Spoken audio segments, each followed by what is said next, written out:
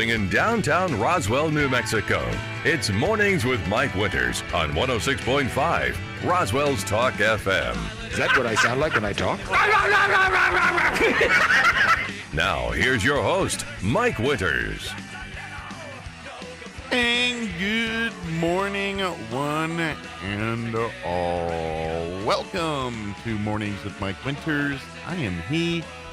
That would be me, Mike Winters. Happy Tuesday, everybody. Yes. It is the truest of Tuesdays. The second day of the rest of your life. That's right. Happy Tuesday, everybody. Indeed, welcome to it. It's sunny out. 'Tis. Sunny after kind of a overcast morning and raining yesterday. The sun did come out. It got nice, but then we wake up to clear skies. I don't even see a cloud. Rhiannon's like, why is it always wet in the morning? I'm like, it's dew. It's called dew. That's something I kind of miss. Dew? Dew. Do.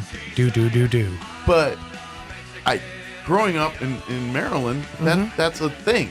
Like every morning. Yeah. You wake up and there's always that the dewdrops on the grass and the trees and everything.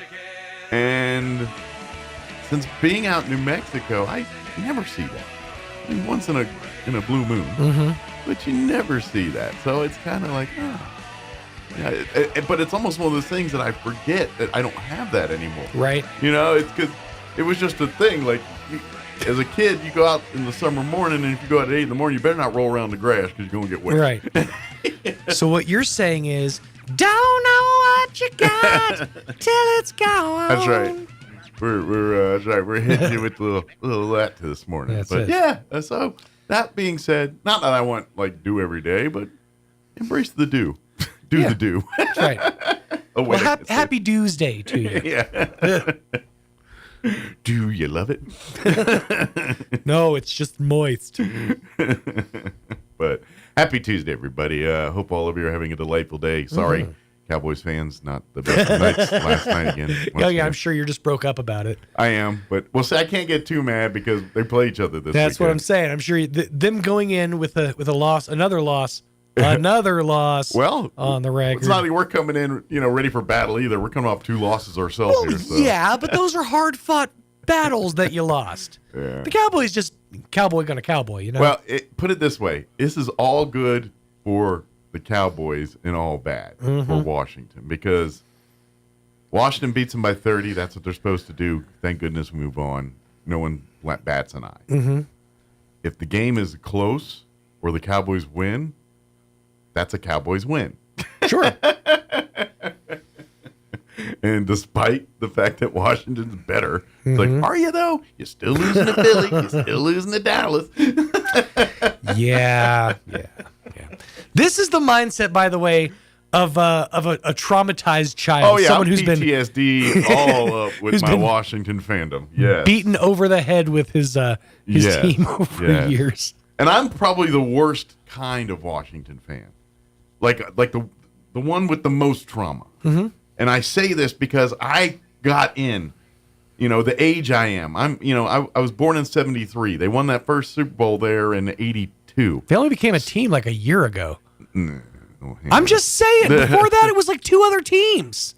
But I literally hit 9 years old, and this team won a Super Bowl, went to the Super Bowl the next year. You know what I mean? It just hit right when I was growing up, and this team started, becoming this dynasty. Oh yeah, there's always that moment that just like crystal. This is why I'm a fan of a thing. There's that thing. And then from that moment on, right up until I graduated high school, this team was, because they won their last Super Bowl in '91. That's year I graduated high school. Oh man, Mark Rippon back there was a QB. Nice. But anyway, and so I got into that. I'm like, this is going to be great. What a great time to be alive and be a Redskins fan. And then Joe Gibbs said, I'm going to be done with this. And then Jack Kent Cooke said, I'm going to sell the team, but I'm not going to give it to my son. I'm going to bid it out. And, by the way, Jack Kent Cooke's daughter just died. Really? I just saw an obit for her on, now no one cares about this, but your really's not that exciting because you don't even know who this is. But I know Jack Kent Cooke. But Jack Kent Cooke was the owner of the Redskins, but weirdly enough, and this is she's 36 years old. Wow. She was born in 1988. Holy moly. He was probably 80 when he had this one. Wow. So, but I don't know. That's the mystery. I don't know. They're a rich family that's not in the spotlight, and she gallivants around Europe, and they're all living off the Cook money. But anyway, once he sold the team, and then Dan Snyder took over, and then this turned into one of the most storybooked franchises, right there with your, this was before we were talking about the Patriots. Patriots sucked back then. Yeah.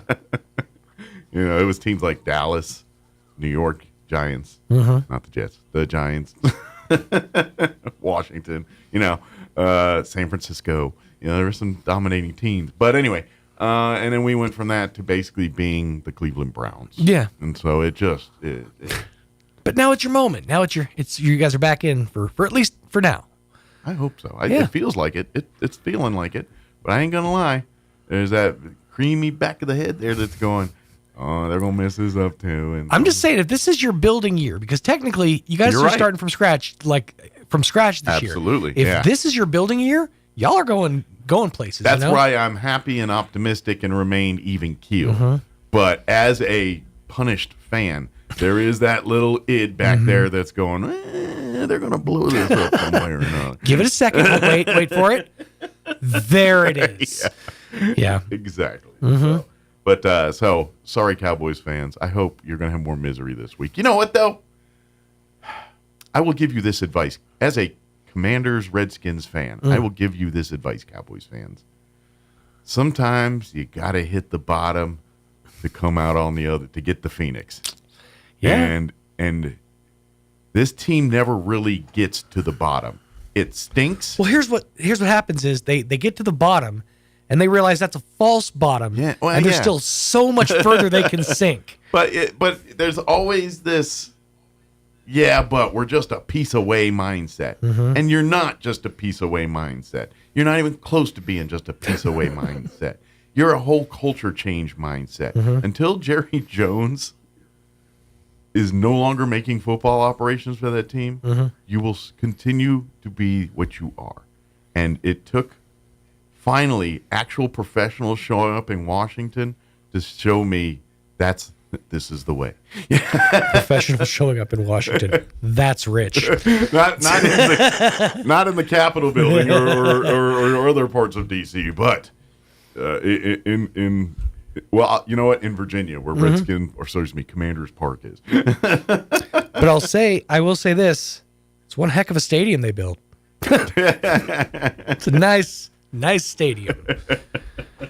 Nice big screen you got there, boys. Yeah, makes it real easy to see in the nosebleeds. Well, that way you can watch that when the people are sunblind from the windows on the side. But and this is something I feel like every time I go to a concert, I usually just end up watching the screen on the side so I can see what's happening. Yeah. And I'm like, I'm just watching TV from a worse seat. And paying $50 for a chicken sandwich. Yeah. I've had that moment before. In that stadium. Watching a Cowboys-Redskins game. And it was Redskins back then. They were loud. All right, let me give you the rundown for today's show.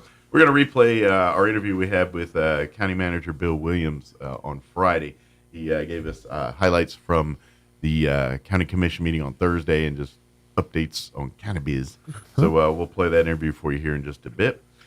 In the 8 o'clock hour, about 8:15 or so, we'll have the folks from the Chaves County Extension Office join us, give us an update on what's going on through 4-H and Extension Office and gardening and agriculture and all that good stuff here. So, and then in the 9 o'clock hour, we're going to replay our interview we had with the ladies from the Chaves County Federated Republican Women. Tomorrow is their monthly meeting, and this one's their special one. For the month of November, it is their Salute to Veterans Luncheon.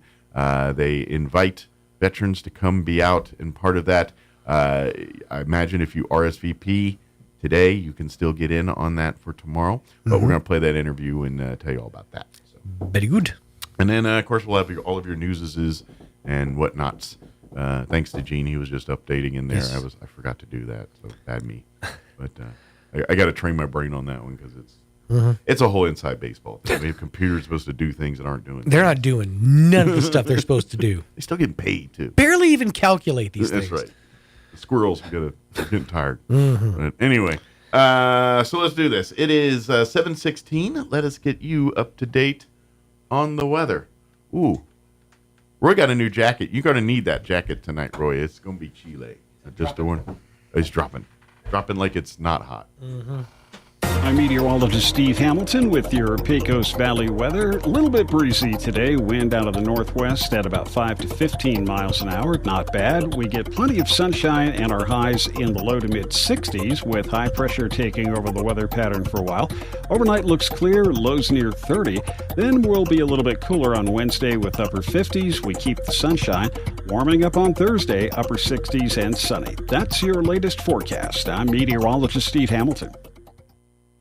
Thank you, Steve. Currently 37 degrees here in Roswell. Humidity is at 86%. Winds are calm at the moment.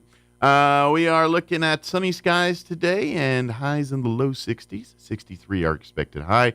Winds will be out of the northwest at around 10 to 15 miles per hour. Skies will be clear tonight. Expect an overnight low of 30. Yeah, going to be chilly tonight.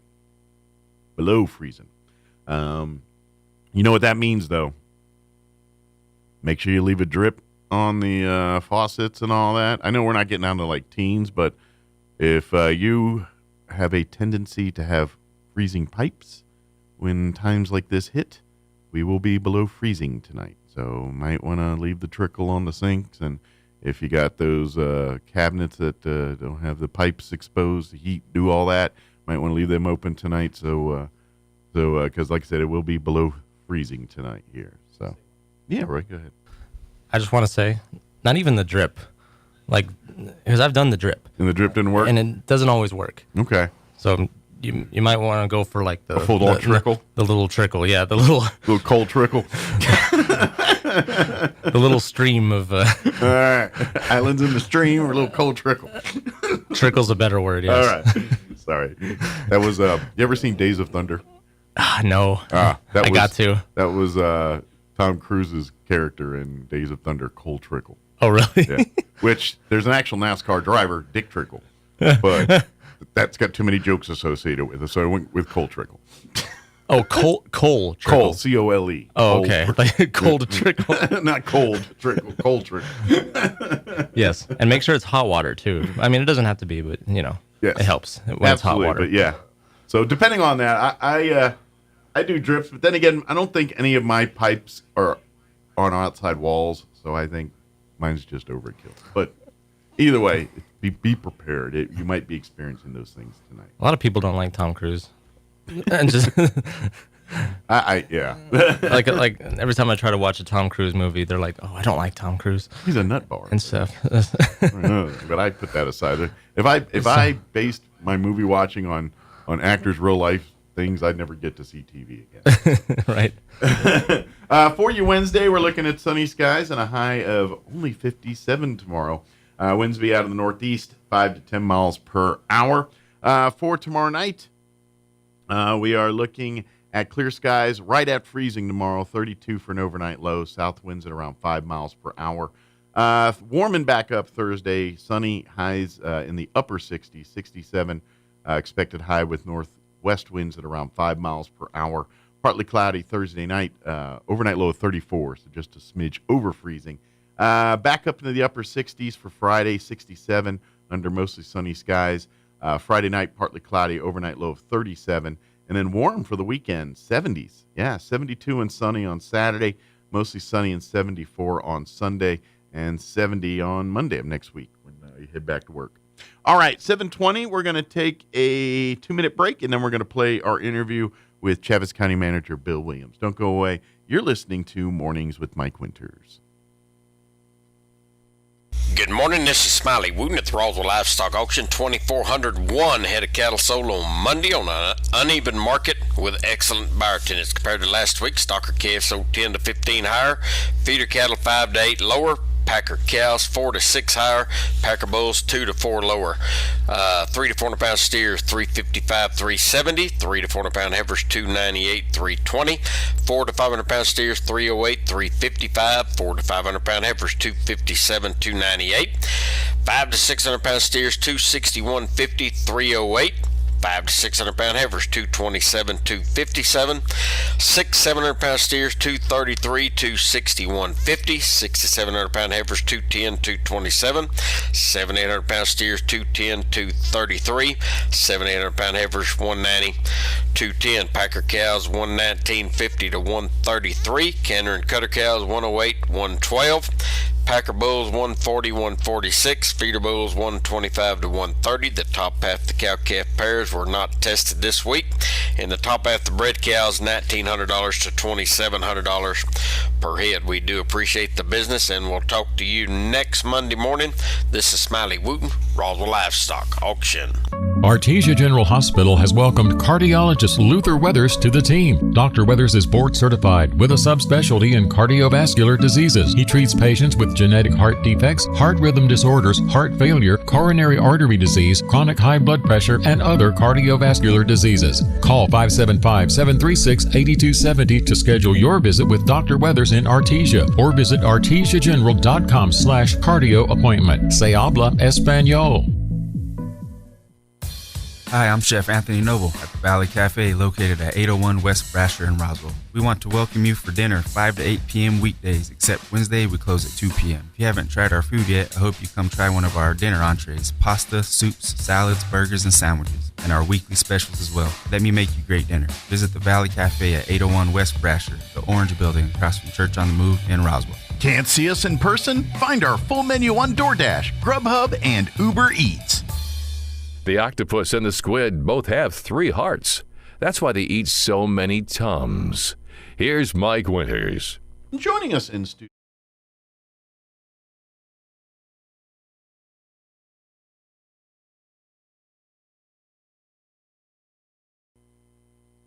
And good morning. It is 21 minutes after 8 o'clock. And joining us in studio this morning, Chaves County Manager Bill Williams back with us. Good morning, sir. Good morning. Good to see you. Good seeing you. How's life at the county this morning?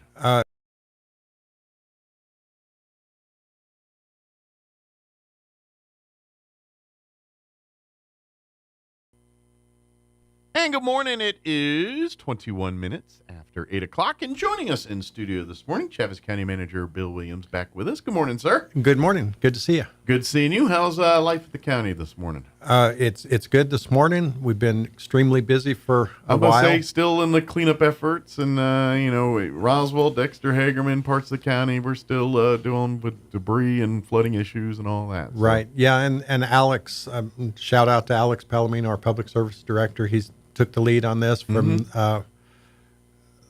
the Sunday after the rain. Well, he was kind enough to join us last time you were on, and, to kind of give us an update too here a couple weeks ago. He was out all night, that Saturday night and Sunday and working. He continues to work with the emergency management and the FEMA and the Department of Homeland Security emergency management and everyone. He's just really doing a lot of good. By the way, if you have not heard, FEMA is now in the Roswell Mall. Right. So they have set up shop there.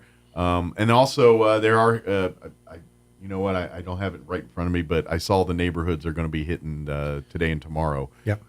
Going through there, and it's about a dozen or so different neighborhoods are going to be going through here. They have a pretty good sized contingent, between all the different entities that are helping out and the opportunities and stuff for people to get some help. Mm-hmm. It's very complex, and each individual situation is going to have to be treated separately, which is why you need to go and visit with them at the mall, because they can they're the triage, point you the right. They're correct. Basically, FEMA's doing the catch-all, and then they will filter it down to the various agencies that applies to whatever need that person has. Yeah. So if it's more on the money, housing side, then they're going to send you to that direction. If it's more of the, immediate needs, place to clothing, that kind of stuff, they'll send you in direct. But whatever it is, they're going to triage it that way. So that's why they're kind of saying FEMA is the catch-all. They go through that portal and let them put you into the system to get your monies or whatever you need to get back on your feet. Yeah. So. Yeah, and the city and the county are learning the same as everybody else on how all these programs work, and there's some frustration in the time it takes Sure. because, I mean, people need help immediately after, and here it is a month later, and we're still And working. unfortunately, this is government operation. And this is, we can, that's why we have your Red Crosses and Salvation Army and everything that kind of triage the disaster needs. But when it comes to replacing and rebuilding, that's slower. It's a lot more for these programs and things. There's a lot more red tape and navigation to go through all that. And so it does get testing of patience. It can very much and the county commission signed the disaster declaration on that Sunday, so we could get the ball rolling. Yeah, because you got to go through the state, then you go to the feds. Believe it or not, there was a lot of legislation done to speed up the process. Yeah, hard to believe, isn't it? Because it really takes lots of acts of Congress and things to get some of these things done. And that was one of the things we did yesterday on our commission meeting. Is they ratified the approval of the emergency disaster declaration because it was signed. Obviously, all of them would have been in favor of signing that, but it was signed by the chairman, and so in a case like that, we have to get it ratified so that all of them agree that. Of course, I don't know what you do if they disagree. Say, well, we decided it's not an emergency. Well, that's going to be a longer meeting because there's going to be some debate going on. But anyway, we got that done. Like I say, on that Sunday morning, Alex had been there all night and morning, and the emergency operations center was already in place, and he was entrenched in learning what to do and adjusting and adapting. He did a really good job. I didn't show up till probably 11 o'clock Sunday morning by the time I was able to get there, and then I started working on the paperwork side of it, and that it's Alex has done a really good job. I'll just say that. He continues to do a really good job. Again, this is where we brag on we have some amazing folks that work for our county, and this last month is just proving exactly what we've been talking about for years. Is these folks because when it's easy. It's easy to be good when times are easy. It's when times get tough. That's when the real character comes out and everything. And you're seeing the great people that we have in our county turning over every rock, leaf, doing whatever they got to do to try to get people back to normal. Yeah, we are. And before we go on to the agenda, I wanted to talk about our week started a little earlier this week rather than just being Thursday as my report for you on Friday. Yeah. On Monday, which was Veterans Day, the Daughters of the American Revolution had an event at the courthouse lawn, and they dedicated a monument. A placard, I think is what they officially called it. But it's a nice brass plaque on a concrete base. It's out on the Veterans Memorial. It's beautiful. Now, and Commissioner Dana was saying yesterday she really liked that the way it's positioned, it's like facing up towards our flag. So it just had a lot of symbolism to her that worked out so well. But we had that event. And the Daughters of the American Revolution, they honored the Revolutionary War patriots. Yeah. Which, we've got our war memorial, and, we didn't have anything there for... Without that one, the rest didn't happen. That's correct. That was really something. So we had that event Monday at 1 o'clock, and in conjunction with that, we had the proclamation for the Daughters of the American Revolution and the Revolutionary War heroes. I mean, that's not what they're called, patriots, but they're heroes. Absolutely, and patriots both. But along with that, we had a Veterans Appreciation Proclamation that we always like to hand those off to someone who's involved. And a couple of years ago, I believe you were involved in one of our things. Excuse me. Seems to be the trend this morning. I heard John clearing his throat a lot this morning. Well, anytime there's weather changes, people's voices start crackling. Yeah, but we had a Veterans Appreciation Proclamation, which I read, thanking our veterans for their service and their dedication to our nation. And we handed that off to the veterans, the VFW. I believe it's the District 7 commander. Mac Dyer? Well, actually... above him? Well, it's Jason Burke is the commander. Yeah, but I think Jason's actually vice commander now. He's the vice commander of the local. There you go. And he's a district commander. There you go. Yeah, trust me. As a Legionnaire, and I'm a VFW guy, you want to get confused, it's chain of command. I had to write it on his business card to make sure I said it right at the event. And then there's all different color hats, and you're like, wow, it looks like a... see, I didn't realize that. Yeah, oh, my gosh. Like, I think Jason has a brown hat, but if you have and Legion's the same way. You can have a white hat or a blue hat or a blue and white hat, or it's a whole... Well, he was gracious enough to come and accept on behalf of the veterans. So we read the proclamation and presented that to him. And then we also did, again, the Operation Green Light for Veterans, which we've done the last several years, the green lights on the courthouse and the administrative building to honor our veterans for the entire month of November. So we read that resolution and also handed that off to them. So when they get a permanent meeting place, they'll be able to hang those on the wall. So yes, absolutely. That's kind of a neat thing. So that was really nice starting off Monday of this week. Then Tuesday of this week, this is an interesting, I believe it's an interesting story. You may not find it as interesting, but we'll see. As a Hagerman FFA alum, okay, I was able to go to their event on Tuesday. Okay. Tuesday was Hagerman FFA Day in Chaves County. And the reason Tuesday, November the 12th, was Hagerman FFA Day in Chaves County was because they found their charter. Okay. So the National FFA, Future Farmers of America organization, was established in 1928. Okay. By 1929, that organization grew exponentially. There were over 100,000 chapters across the United States in 1 year. Okay. Hagerman FFA chapter was the 8th chapter in New Mexico, and their charter was November the 12th, 1929. 95 years Hagerman FFA has been in existence. And one of the early FFA chapters in the nation at that time. Right. And I graduated shortly after they were chartered. Excellent.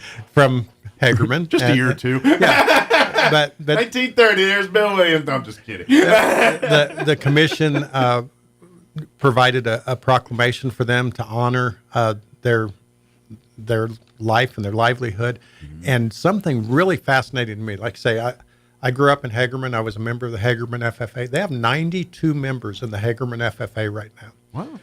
You know, when I was in school, I'm not sure if we had 92 in the whole high school. I'm about to say.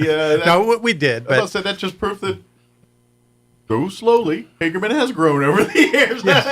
But it was really a nice event. They honored their alumni and called in, anyone who had been on, and, new commissioner or Commissioner-elect Cliff Wade was one of my classmates, and he was there. I wonder, if someone had the records and like if you could follow a family that had a generation, you know what I mean? Mm-hmm. My great-great-grandfather was in the original chapter, and now, over the years, a brother and uncle or a sister or whoever, I imagine there's got to be a few families in Hagerman that, they could probably have a family member that represents each generation of FFA. They probably could. And to that end, the Pilley family was there. Mm-hmm. So Wayne Pilley was there as an alumni of the Hagerman FFA. He's father of the ones that I went to school with.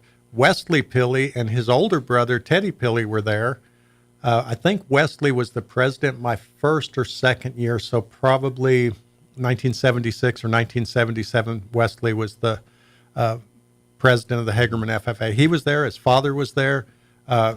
His kids, of course, are grown. They didn't come back in, but they were also members of the Hagerman FFA. So sure. Just like you say, I mean, generational things, it's really it'd just be cool. kind of neat to, if some families had their collectibles and kind of, even if they just some of their memories from their generations, and I think they should have a get together, a family reunion kind of thing. They've done a really good job down there. They gave us a tour of their shop and everything, and it's so nice.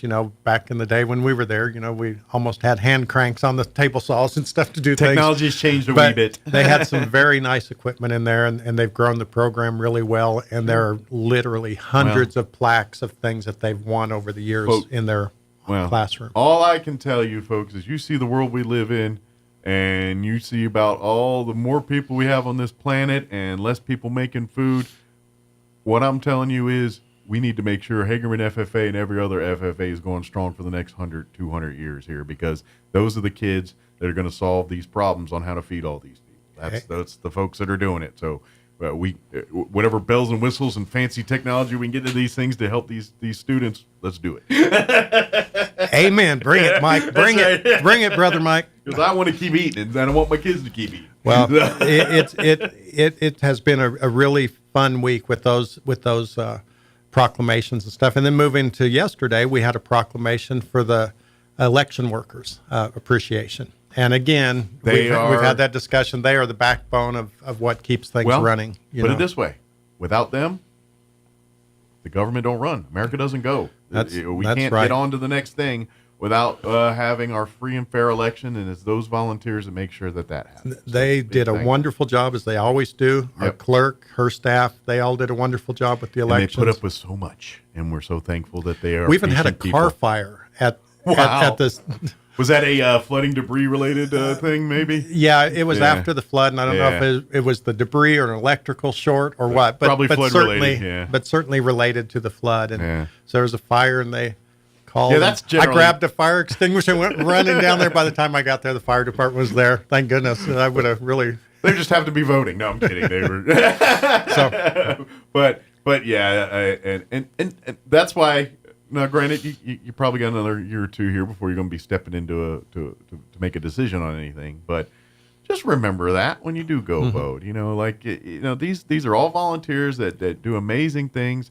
And when sometimes if a computer goes down or it's taking them a little bit of time to get what you need, patience and kindness is always the way to go. Well, on election day, the line at the county building was out the door and down the sidewalk. I mean, a lot of people came out on election day to vote. I'm not sure about the other precinct or the voting convenience centers, but I assume that they were also very. And thank you for all full. coming out and voting. But all I'm saying is, you should early vote like me. It was so nice. I literally rolled up in the mall on Saturday. I had like 2 people ahead of me. One of them was my wife. And then I got in and I voted and I was on about my day. It was an amazing experience. In the primary, I have an ongoing competition with Will Cavan, city councilor. Will has, I don't know how many times, been the first voter in Chaves County because he makes a beeline down to be the first voter. So in the primary, I was voter number 1. Ooh. So I was headed that way for early voting to be voter number 1. I got a phone call. I was talked for maybe 10 minutes in the parking lot. I went in and I was already number 43. I knew it was going to be a good turnout, Did Will call you right before he's going in? I think he set it up. Yeah, he probably did. He's like, there he is going. Call him. Call Bill and I'll win. Darn that guy. Then you see Will just walk by. Hey, how you doing, Bill? Yeah, I'm pretty sure that was a setup. Yeah, I'm sure. And then the very next thing we went into was the election canvass. There were no complications, if you want to call that. They just relay what happened, how many voters there were, and all that stuff. There was nothing unusual at all. And we have an amazing clerk's office that does an amazing job, and when they do an amazing job, it makes that process pretty easy. Yeah. No, we really are fortunate in our part of the country because it sounds like there are other parts of the country, other states far west of here that have real problems with elections. And I've always had a debate or questions about, why is the clerk an elected position? And I mean, I understand, fairness and all that, but at the end of the day, a clerk ain't a county commissioner. Like in theory, a county commissioner, you have to be a jack of all trades, master of none. But a clerk, you got to know how to be a clerk. If you don't know how to be a clerk, then you can't be a clerk. Yeah. County commissioner, you solve problems. You know what I mean? It's a little different mindset. Well, it's a specialized skill set. Our clerk, Cindy Fuller, she's amazing. Does a wonderful job. She worked in that office for quite some time under Dave Kunkel, who was the city clerk, and he was also county clerk. She had to learn the job, basically. She had to learn the job, and even though she had all that experience and understanding of how this worked and worked there for many years, she still has taken a lot of training. Right. I mean, but in theory, the average person just can't roll in off out the street and do that job. But technically, if you get elected, you could do that. And that's where I'm like, maybe we should think about this one. That's a good point. I think I've told you before when I found the original handwritten minutes of Chaves County. It starts off with an act to create Chaves and Eddy counties in New Mexico. It was 1889, and it goes on.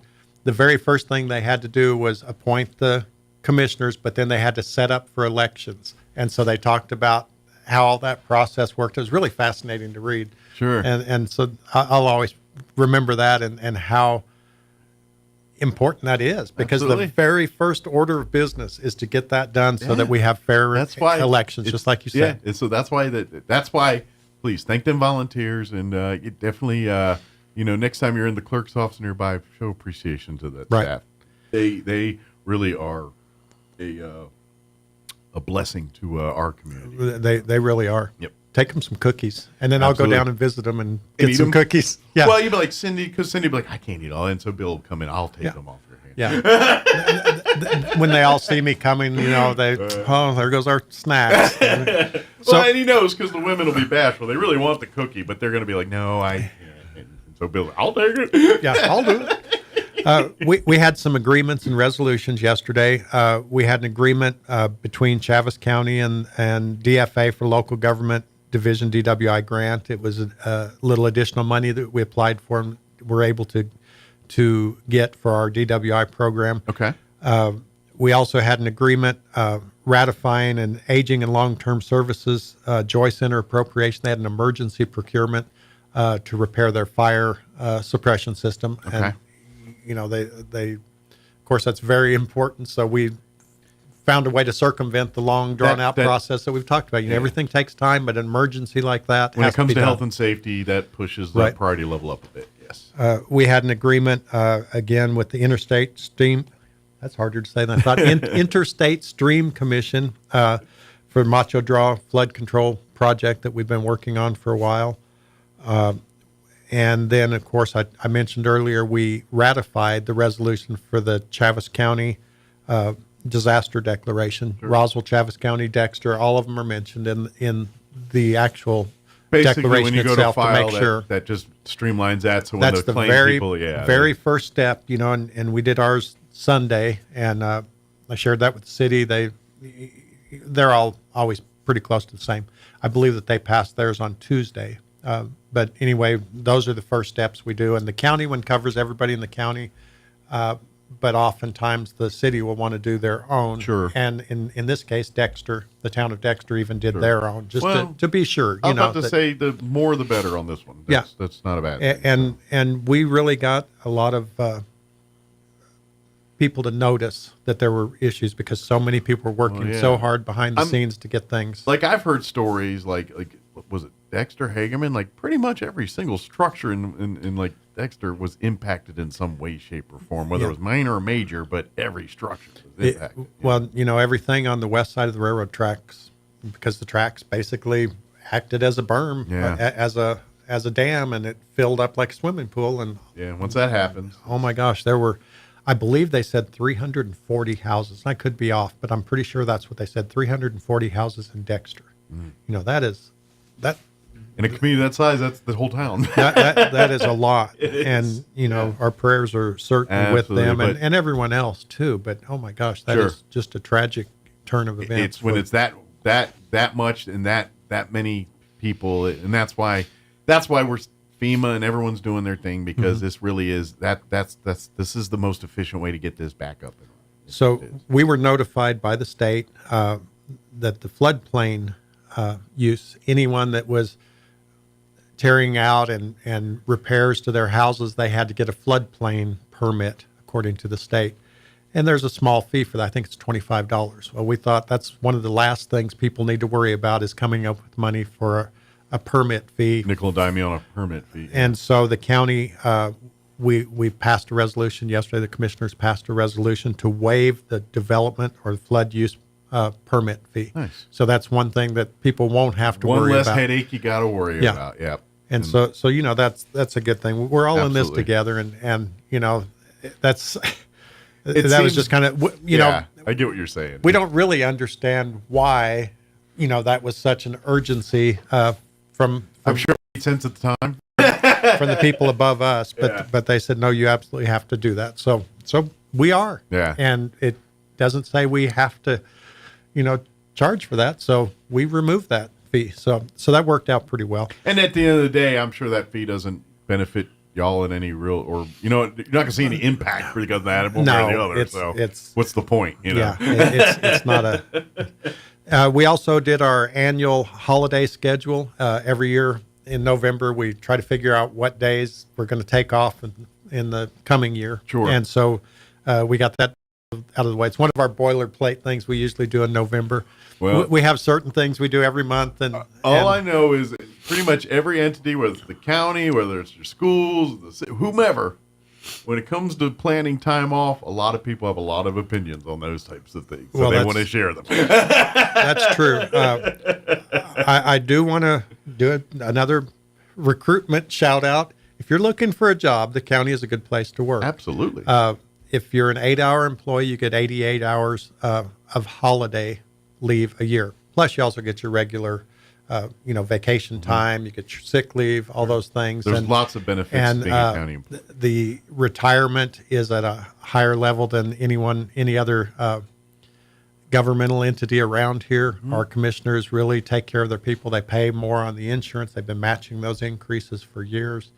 And our pay, we do pretty well with pay. We reevaluated every position. I think it was January of last year when we actually put that through. And so, the pay is pretty good, but the benefits are unbelievable. So if you're looking for something, come to the county website, whatever. All I'm telling you is almost every county commission meeting, they're honoring employees for longevity of service at the county. I mean, they have it all the time. And you constantly hear 10, 15, 20-year, 25, 30-year employees with the county, working for the county. That is historically always happening. To be honest, I know Bill's talking all these benefits and lots of good stuff. If you need more proof in the pudding, that's it right there. People stay at places they're happy. They wouldn't be having people every month getting their 20-year pins and 15-year pins if they were unhappy working for the county. And so that many people stay there that long is probably much all you need to know about quality of life working for Chaves County. It's pretty good. On January the 5th, I will have worked at Chaves County for 2 years myself. So I certainly get it. It's flown by. And I get, and so that's what my little red flag for you folks out there, because everyone talks about their jobs and we're amazing in this, we're wonderful. They're not going to tell you how bad they are to get you to come work for you. No one's going to do that. But read between the lines. Every county commission meeting all the time, there's constantly employees that have been that work for the county 20, 30 years because they're happy and their benefits are good. They're raising their families. They're living life and doing well and living life. And that's all of us want. And so if you're looking for that in your life, a career with the county might be your option. Well, let me give you a quick example. Our county commission after the flood, we had some employees who were impacted by the flood. As everyone in town, every employer in town, I'm sure, had people that were impacted by the flood.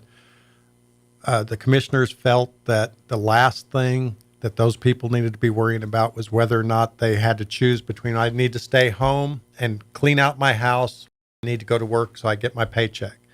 And so they determined it was appropriate to pay those employees, put them on administrative leave, that they got their full pay for a period. I mean, we had to limit, and everything, and there was not one person. It is the taxpayer money we're dealing with, and you got to be frugal with that. So, but you're right. There was not one person who abused that. Yeah. And that again, and most of them were, a day. I need to go help my mother-in-law clean out her house, or I need to haul this off, or I need to get my car rental taken care of. But it proves that you're creating a work environment where people feel they can, it's just. So when everyone feels happy and comfortable in where they're at, then guess what? They're not trying to do things to circumnavigate. And that's kind of what you're talking about here. It's like we're offering things that, quite frankly, people could abuse if they wanted to, but they don't because they're happy and they're, they're respectful. And we've had this talk many times, too, about our budget process. Sure. And it's the same thing. It's kind of an honor system. We do not use it or lose it. Instead, we respect those people who truly spend it as if it were their own money, those departments, and they come in, they say, I need some money. Yeah.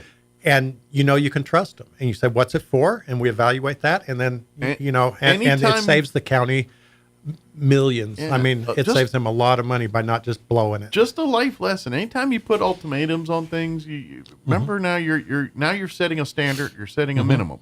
And that's what you're going to get is the minimum. Anytime you put it's got to be done this way, they're going to meet the minimum requirements to make you to stop giving them ultimatums. But if you actually put them in an environment where they're part of the problem, but also part of the solution and part, you know what I mean? They're actually invested in the whole thing. Absolutely. Then you don't have to worry about them trying to circumnavigate you to do the bare minimum. They're trying to do the best because they're all on the team and they're invested we're fortunate that way, and that translates to helping people on the ground. That's what we're here for, is to provide for our county. Absolutely. And every employee there has a role in that, and every employee there takes that very serious to work for their friends and neighbors within the county. So if you're looking for that, then there's lots of openings at the county. Come by Workforce Connections or come by the county and look for a job. Or our website. Come You know, to it's the website, there's plenty of ways to find out what we have. And if the job you want is not there today, it might be there tomorrow. We have quite a few employees, so people rotate through. And somebody retires, that creates an opening somewhere. We had 3 award recommendations yesterday. One was for Vector Chemicals. Okay. And that went to 3 separate companies. We have certain things that we have to buy for vector control, mosquito control, that kind of thing. And all of the companies do not have a broad range of supplies. And so this company might have this portion of it, this company has this portion, this company has this portion. But we had 5 bidders, I believe, and so we were able to say, okay, we need these items. This is the lowest bidder on that. So we awarded for vector control chemicals for the coming year. So we'll purchase those and we store those, and then we utilize them as needed. As needed. And, you know, I don't know. The ground is still very damp. I don't know if you've noticed how damp it stays. It's almost as if it rained this morning when I went out. Yeah. And, you know, I don't know if that's going to translate to more mosquitoes next year or if we washed away their habitat. I don't know. Generally speaking, there's a trade-off. Moisture good, but bad for things like bringing mosquitoes and stuff. Another thing that we did yesterday, and this is one that I like to be able to talk about because it's kind of a shout-out to the Southeastern New Mexico Veterans Transport Van people. Great organization, yeah. So we are their fiscal agent, and so when they get monies to purchase new vans, we assist them with that procurement process.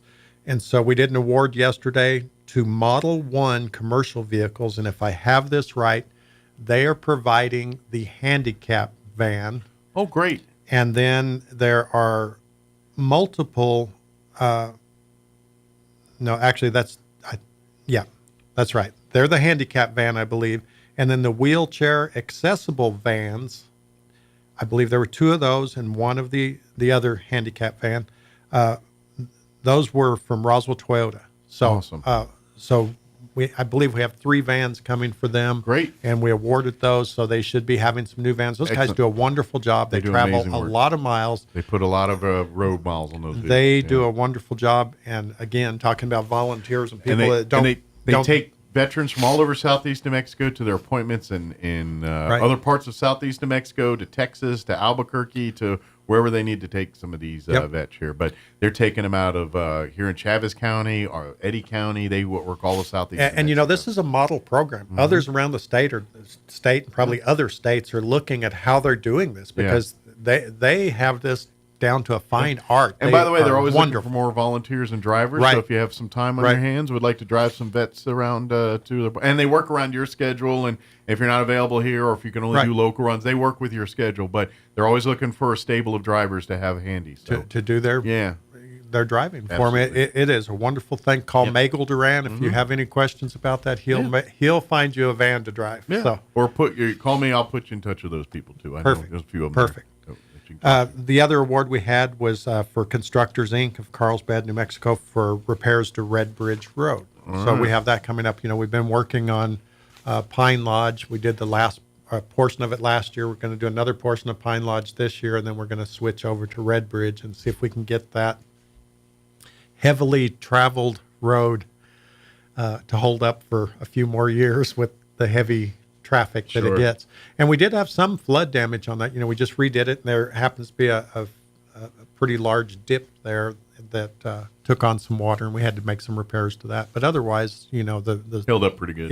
For that one spot. We did talk about that a little bit at the commission meeting yesterday, that the flooding on a lot of our roads, they're going to be failing. You know, a lot of that chip seal and stuff, you know, when you get that much water under it, they stay underwater. So it's going to push up the budget a little bit on that. When the water's receded, you still have some pavement there. However, it settles loose and settles and starts popping off. Erosion, all kinds of. So Mother Nature does its thing on it, and then we are waiting to see exactly what that is. Well, that's just it. Moisture incubates things, and that's what it is. And so even if you think, and this is why when we talk about flood abatement, they're talking about, you know, cut the drywall and all that, cut it higher than normal, because if you get mold That's the thing that happens here, and you can't.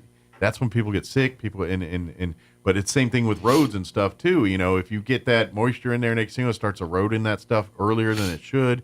It's corroding things, and next thing you know, it's something that had a 10-year shelf life now has a 6-year shelf life, right? Because it got prematurely exposed. Basically. Yeah. Another thing we did yesterday was the commission approved sending a letter of support for Yvette Harrell. She's being looked at for probably a role in the Department of Interior by the Trump administration. Okay, interesting. And so Yvette has worked very diligently with all of us in certainly southeastern New Mexico, but probably all over New Mexico. We have a lot of issues. We've talked about a lot of them over the years here, trying to support oil and gas, trying to support grazing, trying to stop endangered species overreach, that the sounds like a good area to weaponization. put her then, because she has a lot of experience as right. We talked about a wildlife refuge just over the line in Texas is wanting 7 million acres of land protection area. Yeah. And it's a 6,344 acre wildlife refuge. Yeah. So she's dealt why do with they a lot need of 7 million? But I mean, she has been engaged. She's been on the ground. She's on one of my email list when I send out kind of a blast email to people. We need help on this subject or this subject. She's always on those. And she's very engaged and very involved. We found out that she was being looked at for a Department of Interior role. Weren't sure what role, still not 100% sure what role. But we absolutely support Yvette Harrell for that type of thing. She's been a part of our team, and that would be really beneficial to us to have that kind of access when we do have problems and we do want to structure the bureaucracy and get things back in check with where they need to be. So really glad to have that. Absolutely. Well, we got about a minute, 2 minutes before we have to get kicked off the radio here. Is there any other things we definitely want to... Well, I just want to thank everybody for all their patience with the county and the city and everyone with their... everyone has a lot of issues that they would like to see solved yesterday.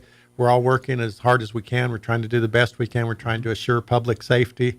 And we've got a lot of good people, as I mentioned Alex earlier, working on this city the same way. They've got a lot of really good people. Abraham at the city landfill has done a wonderful job. It's a huge part of the issue.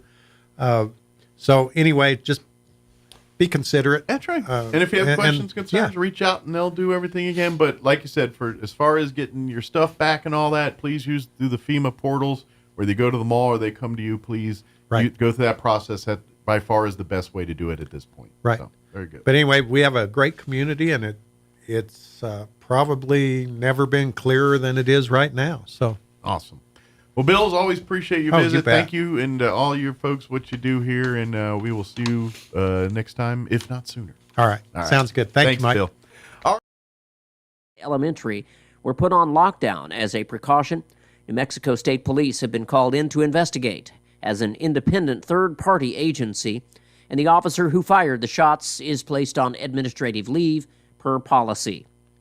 You're up to date. I'm Jared Sorello. Attention, Roswell and surrounding areas. Roswell Ford knows recovering from an unexpected natural disaster is stressful, and our hearts go out to everyone who experienced loss due to the flooding. The damage left behind is devastating, but we're already seeing what it means to be Roswell strong, and we acknowledge and appreciate the heroic efforts of local authorities, first responders, and National Guard rescue teams. We've already received and continue to receive special shipments of new Fords and quality pre-owned vehicles available for immediate delivery during our massive Super Tent Sale. It's at our temporary location on West 2nd Street between Toyota and Allsup's. These new and pre-owned vehicles without flood damage are being offered to the public at unprecedented savings. We've instructed our staff to take any car in any condition. In fact, even if it doesn't run, we'll come get it and give you a generous allowance toward a new Ford or high-quality pre-owned vehicle. And we'll work with your insurance company to help you get what you deserve at Roswell Ford's temporary location on West 2nd Street between Toyota and Allsup's. Thank you. The use of nuclear weapons comes on the heels of President Biden giving Ukraine permission to fire long-range U.S.-made missiles deep into Russia. And now there's word that Ukraine has fired 6 American-supplied longer-range missiles at Russia's Bryansk region. China has been witnessing a rash of attacks by people using vehicles as weapons. The BBC's Laura Bicker says the latest incident came just this morning. The crash took place outside Yong'an Primary School in the central Chinese city of Changde at 8 in the morning, just as students were heading to class. The driver has been arrested, according to state media. Last Monday, a man killed 35 people and wounded more than 40 others when he rammed his car into a crowd outside a sports stadium in the southern city of Zhuhai. It was the country's deadliest attack in a decade. There's also been a spate of knife attacks in recent months. Men armed with a knife went on a random 2.5-hour stabbing spree in New York City yesterday. 3 people were killed in Manhattan. A 51-year-old suspect said to be a homeless man is now under arrest. Are you going somewhere? Thanksgiving is the busiest travel holiday of all. This is the time of year when most people travel. So already you're comparing a very high number from last year. The fact that last year was a record and that we're even going to surpass that this year means a lot. AAA's Aixa Diaz says 80 million Americans expected to travel at least 50 miles from home over the Thanksgiving holiday. President-elect Trump says he will declare a national emergency and will use military assets to assist in the deportation of illegal aliens. On Wall Street this morning, stocks are deep in the red. The Dow is down 368 points. More on these stories at townhall.com. Here's an important message from the Diabetes Solution Center. Do you like pricking your fingers to test your blood sugar levels? No one does, but it's important to maintain your health. And now, by wearing a small remote device called a continuous glucose monitor, or CGM, you don't need to prick your fingers anymore. It's easy to use and helps you make more accurate diabetes treatment decisions. If you are testing your blood sugar 3 or more times daily, injecting insulin, or using an insulin pump, call the Diabetes Solution Center right now. And if you have Medicare or most major insurance coverage, you may be able to get a new CGM at little to no out-of-pocket cost. Shipping is free and will even bill your insurance company for you. If you are testing your blood sugar 3 or more times daily, injecting insulin, or using an insulin pump, call the Diabetes Solution Center right now to learn how to end the painful finger sticks and get your own continuous glucose monitor, or CGM, at little to no out-of-pocket cost.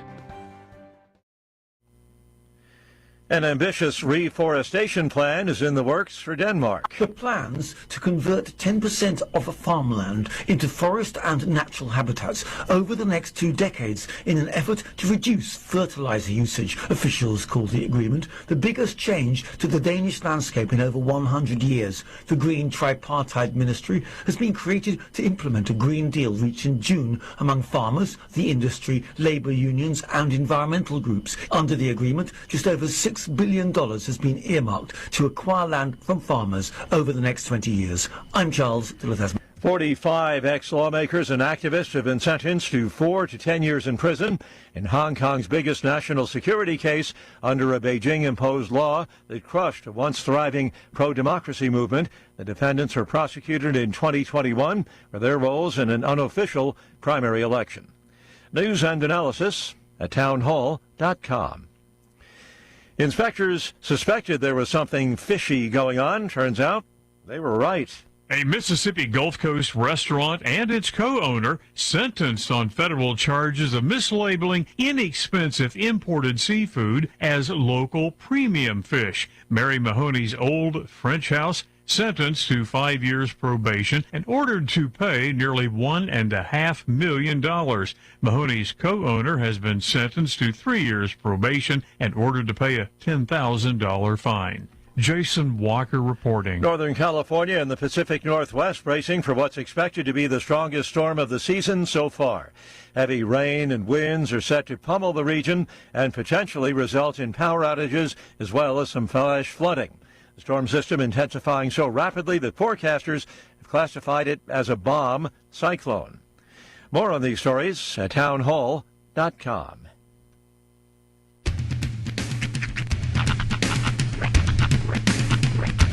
What in the wide, wide world of sports is going on here? I promise you, whatever scum did this, not one man on this force will rest for 1 minute until he's behind bars. Now let's grab a bite to eat. Yeah, come on. I feel the hot wind on my shoulder, and the the touch of a world that is older. I hit the switch and check the number.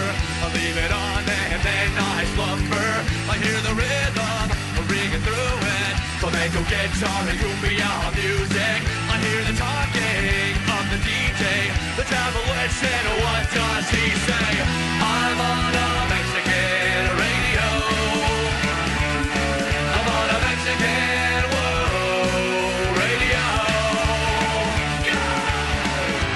Broadcasting live from high atop the J.P. White Building in downtown Roswell, New Mexico.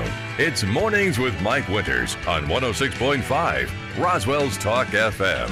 Is that what I sound like when I talk? Now, here's your host, Mike Winters. And good morning. It is 6 minutes after 8 o'clock. Welcome to hour number 2. They call it the deuce. Of Mornings with Mike Winters, right here on 106.5 Roswell's Talk FM. Happy Tuesday, everybody. Ah, yes. Welcome to Tuesday. Indeed. Second day of the rest of your life. Yeah, nice sunny day. Sunny day. A little chilly out. A little nippy. I was reminded, or I there's one thing that always sets off, like, it's officially the holiday season. Mm-hmm. And that is one very specific commercial. It's a triangle of Hershey's Kisses. Yeah. As soon as I say that, you know exactly which one I'm talking bells. about. With the ringing of "We Wish You a Merry Christmas." Yeah. Well, I saw that commercial last night for the good. very first time. Good. This year. I'm trying to think if I've seen it yet, and I don't recall I have. And honestly, when I saw it, I was like, I mean, I know it's not early, but it felt early. I have seen a plethora of Christmas commercials. Mm-hmm. But I'm trying to think if I've seen that one. But it's all, like, I'm already starting to see the cologne commercials. You know what I mean? You know what I haven't seen in years, and I don't even know if they still do it, is the Norelco commercial. Yeah. With the Santa Claus riding the... Do they still show that commercial? I don't think I've seen it in years. Are foil razors... I shouldn't say that. I know foil razors are popular still. Yeah, but. I don't think they have. I don't think so. I mean, that Corona one they still show. But yeah, I haven't seen that one yet. The M&M one they still show. That was another one I see, and that's the thing, is the Hershey one is usually the first one I see, and then that kind of starts the pattern of. Matter of fact, usually when I see the M&M one, like, they haven't updated it, so it's still, like, not in HD, so it's still like usually has the bars on the side, right? You know, when they show it, because it was literally filmed on film, and it would feel off if they did remake that commercial. Like, that needs to stay the way it is. Yeah. It's kind of like how. I know probably after Thanksgiving you'll start hearing the, well, not necessarily right here, but the Lowell's pharmacy ad that we recorded. I want to say it sounds like it was recorded sometime in the 80s. Yeah, it's a holiday ad they only play during the year, and it's a good 30 plus years old, I'm sure. Speaking of holiday related things, I can't help but let you know, because we had talked about it. It was mentioned that about Dwayne "The Rock" Johnson's new holiday movie Red One. Yeah, I've seen more commercials of that thing, and I said it's either brilliant or god awful. So they had a preview weekend. Yeah. A preview weekend, and I think like half of the theaters that they're going to release it. Yeah. And it made $10 million. Wow. How many theaters was it in? It was in half of the theaters nationwide, essentially. So thousands. Yes, thousands of theaters, $10 million. Now, the budget of this movie, $250 million. And that's not even including the marketing budget or any of that. Wow. They're projecting $25 to $35 million off the theatrical run of this movie. The shine is off the Rock. Huh? People are calling this the final nail in the coffin for the Rock. Yeah. He's just made a series, like in the 2010s, he made a series of the same movie, essentially. Yeah. Then he got involved in the Fast franchise, which was its own whatever thing, building his ego more. I think Kevin Hart gave him a lifeline. Yeah. Oh, definitely. I think the Jumanjis, and he caught on the Kevin Hart wave. Yeah. And that rode him a little farther. That bought him some time. But the shine is definitely off the Rock on this one at this point. And quite frankly, John Cena's doing The Rock better than The Rock is right now. Waboo-doo. Yeah. To do before that movie even came out. Yeah. His idea was, because the aim was, in the comic books at least, Black Adam fights Shazam. Right. That's like the classic, duo or battle pair. But he was Black Adam, or The Rock as Black Adam was bigger than the character, and said, that's not big enough. I want to fight Superman. Right. So he was starting to kind of like aim movies towards a Superman, and actually bringing back Henry Cavill as Superman. Well, if y'all seen Black Adam and you stay through the end credits and all that, at the end of that, there's a meetup between Cavill and Black Adam where he's like, "We need to talk." It's one of these. That things. That was basically, if you bothered to stay through all of it. That was The Rock's plan, but when Black Adam absolutely bombed, they're like, "We're not going to do this." I see the pattern. I don't know why other actors don't see the pattern here. The pattern is, if you want to ruin your career, sign up for a DC blockbuster comic movie. Because look at the Cavill. Mm-hmm. Now we got The Rock. Yeah. I'll throw a Ben Affleck in there. Yeah, although he's still sort of maintained his indie cred, which, by the way, and this is kind of off topic. Yeah. Kevin Smith has announced he wants to make a new Dogma. Yeah. With Ben Affleck and Matt Damon involved. I would be down for that. I'm genuinely curious. There's only one person I can think of that actually rose from. Well, I mean, you can maybe say the Shazam dudes. I mean, that one. Zach Levi, he's doing all right. But the one that truly benefited from being a DC character, and that's Gal Gadot. I was going to say Wonder Woman. Yeah, absolutely. That's the only one. And that's mostly because her movies, for the most part, have been solid. Mm-hmm. Well, and let's face it. Of all of the DC characters, like right now, her character just hits, where it's pro-woman, and to be honest, that was the one Marvel character that was pro-woman from the beginning.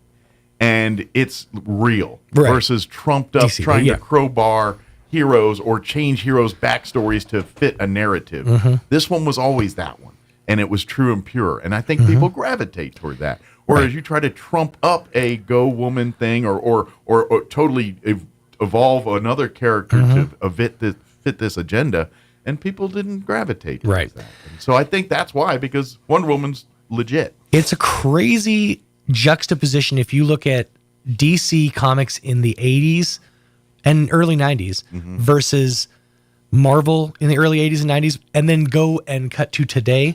They've completely switched places. Yeah. Because before, you wanted a superhero movie, you went to DC or you went home. Well, I still argue that the Michael Keaton Batman movie launched everything we're looking at now. Like it was the blueprint that said you can make a successful superhero blockbuster. It doesn't have to be campy and cheesy if you do it right. I mean, some could argue the Christopher Reeve Supermans, and I'd say, but they still had that campy, cheesy element to them, too. Most argue that the Sam Raimi Spider-Man series is what launched the modern superhero blockbuster of today. Yeah. But I would definitely give you the Michael Keaton Batman. I think that proved it could be a viable product, I think, to me. And then it launched where things like The Punisher could be made a movie out of. Yeah. And things like that, where they said, it took a while to get to Marvel, but it set the table for that to get. Well, even in the early 90s, like Marvel movies, if you go back and I can't remember if it was Lost Media or not, but they made a Fantastic Four in like 1992 or 93, and it is legitimately as bad as you can imagine it is. It's campy, it's like colorful costumes, the codpiece underpants thing. It's bad. Well, and I think part of that too is till the computer era and some of that, you can't recreate those comic book universes without them looking uber bad. Yeah. Even some of the best cinematography. You go back and watch like the Harryhausen Clash of the Titans, that stop motion. Sure. That's ridiculous by today's standards. But back in the day, it was a marvel. And this is why Star Wars is what it is. Because when that movie came out in 77 or whatever, and now it's been re-genified and re-computerized and reanimated. But if you look at the OG original Star Wars when it came out, where it's no CGI, it was all, live action, build 37 different models of the Millennium Falcon and all that stuff. I mean, that movie looked, that was why that people fell in love with that movie, because you went to the theater, you're like, man, this looks like you're in space. This is what people feel like, Right. Now, granted, you watch it now and you look it through today's lens, it's going to look a little cheesy. Well, no, because, George Lucas went ahead and remade it 13 times. Right, but I'm guessing there's somewhere out there on the internet you can watch the unmanipulated version of that somewhere, where it's the one that was basically straight off the film cans that they showed in the theaters there. And I would even argue, and I've actually seen some like Reddit type threads that say that they've actually ruined the movie by generating it. 100%. Like it almost loses its feel. The fact that you go back and watch even the early 2000s DVDs, and they put what's his face, the I can't think of his name offhand, but the main character from episode 2, older Anakin. Essentially, they put him in the line with the Hayden Christensen. Yeah, they put him in the lineup with the ghosts and all that. Okay. It's just not a good look. Yeah. It takes away from the original heart of the movie. Yeah. Yeah, I get what you're saying. Our guest isn't here, right? No. Okay. One of my favorite clips, and Roy might know what I'm talking about. There's a clip of George Lucas at some Comic-Con or something like that, and this real neckbeardy guy steps up to the microphone and he, starts asking a question about, why in episode 7 did they? And George Lucas just deadpan looks at the guy and says, "It's a movie for 12-year-olds." It's one of my favorite George Lucas quotes of all. Like, you guys are making way too much out of what I made was a movie for 12-year-olds. Yeah. And because if you really look at, and I highly recommend, if you're into all that stuff, check out that Vice series. I'm sure it's on some kind of streaming platform. Yeah, I think probably Hulu. Yeah, that you could watch, and it's I can't remember the actual name of the series, but basically it's like a 10-part documentary of really the making of Star Wars, and it really gets them behind. And the part that really is good about that documentary is they interview George Lucas's ex, right? Which wasn't pretty much, especially those first 6, 7, and 8, those episodes of Star Wars. She was very integral in the dialogue and the writing of that, because now those movies are not known for their dialogue and all that. As a matter of fact, that's usually the knock on Star Wars movies. Right. But she made it light years, to use a Star Wars reference, better than what George does. That's George, not George's strength. He's not, all those romance scenes seem very campy and everything else. They were 10 times worse without his wife getting in there. And put it this way, these movies would probably be forgettable, other than they were, it would be looked at like Flash Gordon is looked at today. You know what I mean? Had it not been for her. And that kind of makes sense, because look at the only credit that George, to speak of, besides student stuff, that George Lucas has before Star Wars, Rock and Roll High School. Yeah. It's like, what? Yeah. Well, and I think that, he's great at creating the world, the universe, that stuff. But as far as the interactions between the people, like he can, that's where he needs help, and he needed help, and that's where his wife was the asset. And then of course, how that went south, and they divorced, and Pixar and all that stuff. That's where I think today she still owns a piece. I was gonna say she definitely got a taste. Yeah, for she's sure. not. Yeah, she's fine financially.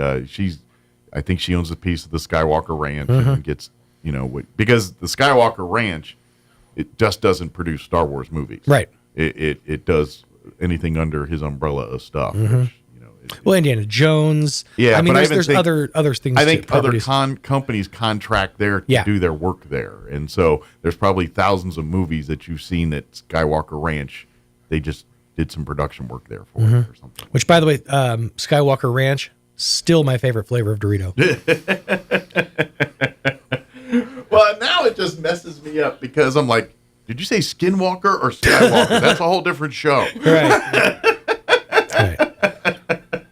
I do just I did want to say I disagree with the whole comic book costumes not adapting to movies thing, because for the longest time that was what the committees and the stuff thought.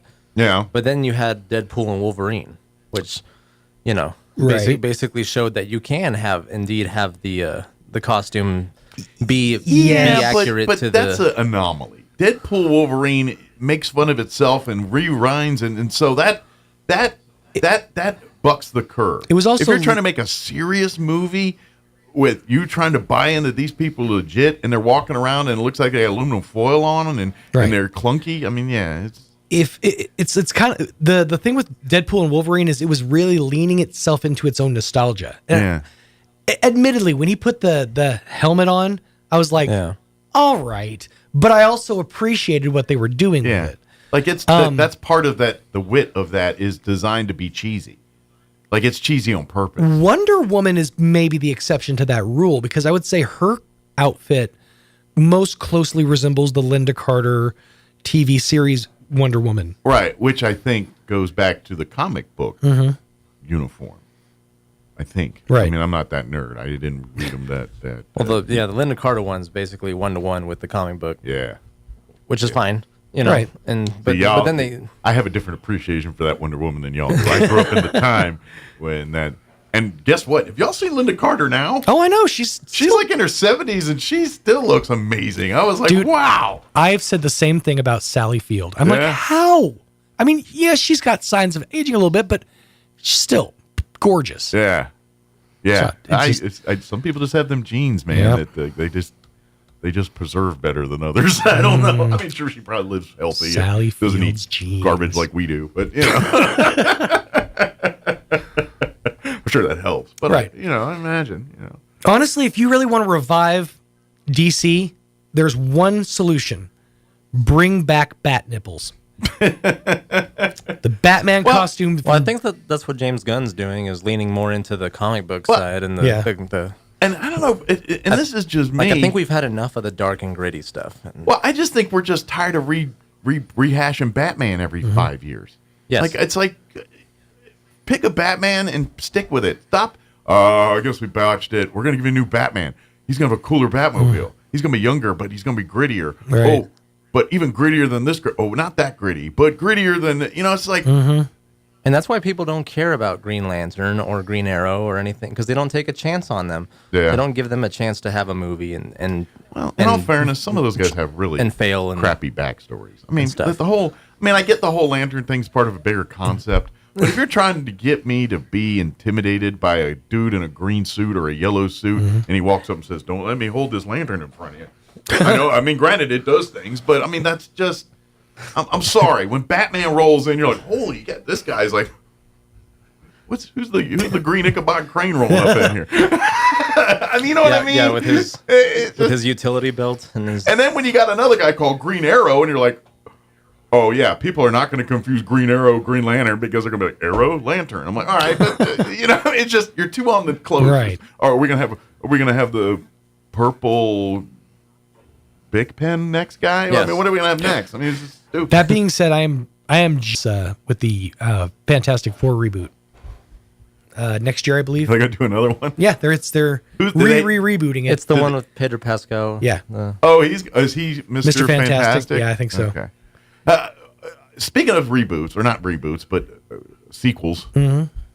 What's y'all's thoughts on this new Gladiator 2 movie? I don't know, man. Pedro Pascal, remind me. Yeah, it's not out yet. It's getting ready to come out, but the trailers have been out and everything. Yeah. I think it comes out this week, doesn't it? Friday. Yeah, Friday. Yeah. Yeah. Yeah. As a matter of fact, that was like the back-to-back was that trailer and then the trailer for Red One, Wicked. Oh. Yeah. Yeah, I've seen that one a lot now. If I see that stupid it's everywhere Target commercial one more time where the guy is just in Target buying something and he's like does the and then the lady that actually does the that's my line and I'm like, I see this commercial I actually haven't seen that one.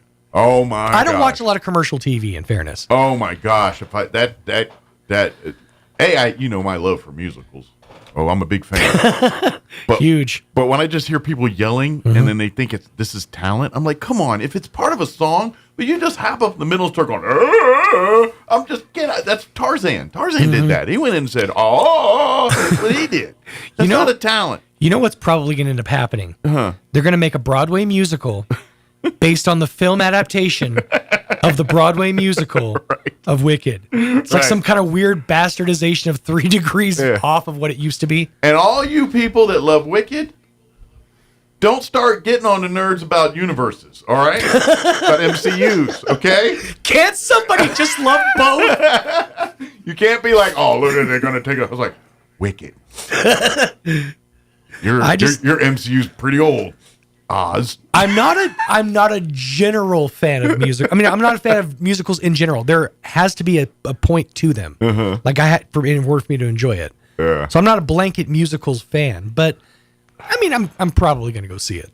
Oh, there's no way I'm going to put it this way. I'd rather there's like 17 different things. I'd rather go watch Red One. You're absolutely correct. Red One, I would enjoy its awfulness. Yeah, like I would take pleasure in its badness. That does seem like a good fun movie to hate watch. Wicked would be just torture fuel, nightmare fuel. Someone's going, I'm just want to throw something at the screen. There's no way I'm sitting in an hour and a half, 2 hours, however long that movie is to watch that. No way. Not at home, not in a theater. I would not, could not in the mall. No. I would not, could not in a hall. If I was in an airplane and that was all in there, I'd jump out. See ya. You know, I don't really understand the hate for Red One. A lot of people are like saying it's like a bad movie, and I don't see it. It's probably bad. First and foremost, sinking $250 million into a holiday movie is silly because you're completely cutting off most of the year besides the holiday season. Only way you can pull that off is you got to make a heartforth movie. It's got to be Polar Express. Yeah, it's got to be something that's you know what I mean. Like it's got to be something timeless. Sure, something that's gonna. An Elf is an anomaly. It really is. It is an anomaly. You really got to go. Your Polar Expresses, your Scrooges, those kind of those movies that evoke heart and warmth, not just laughter. Like Bill Murray's Scrooge did that. That was one of the few movies that gave you that heartfelt, but at the same time you got a good chuckles out of it. But again, it also rebooted a story that's been done 1,000 times. Sure. But Christmas stories, you can do that. Christmas They Christmas spent story. $250 million. That's kind of their fault for spending that much money. It's because you have two actors that probably. I mean, The Rock. I'm sure his average movie's about $50 million of whatever his bill is, and Chris Evans is probably not far behind that. Right. Although I don't know, after this movie, maybe not so much. And then the State Farm guy, he probably commands a salary. State Farm guy. Call him by his name, J. Jonah Jameson. Santa Claus. The dude from Oz. It's not the MCU Oz, the TV show, the gritty prison show. Now, see, that would have been an interesting twist in Wicked when they get to Oz. We're going to add our other Oz friends from Oswald Correctional Facility.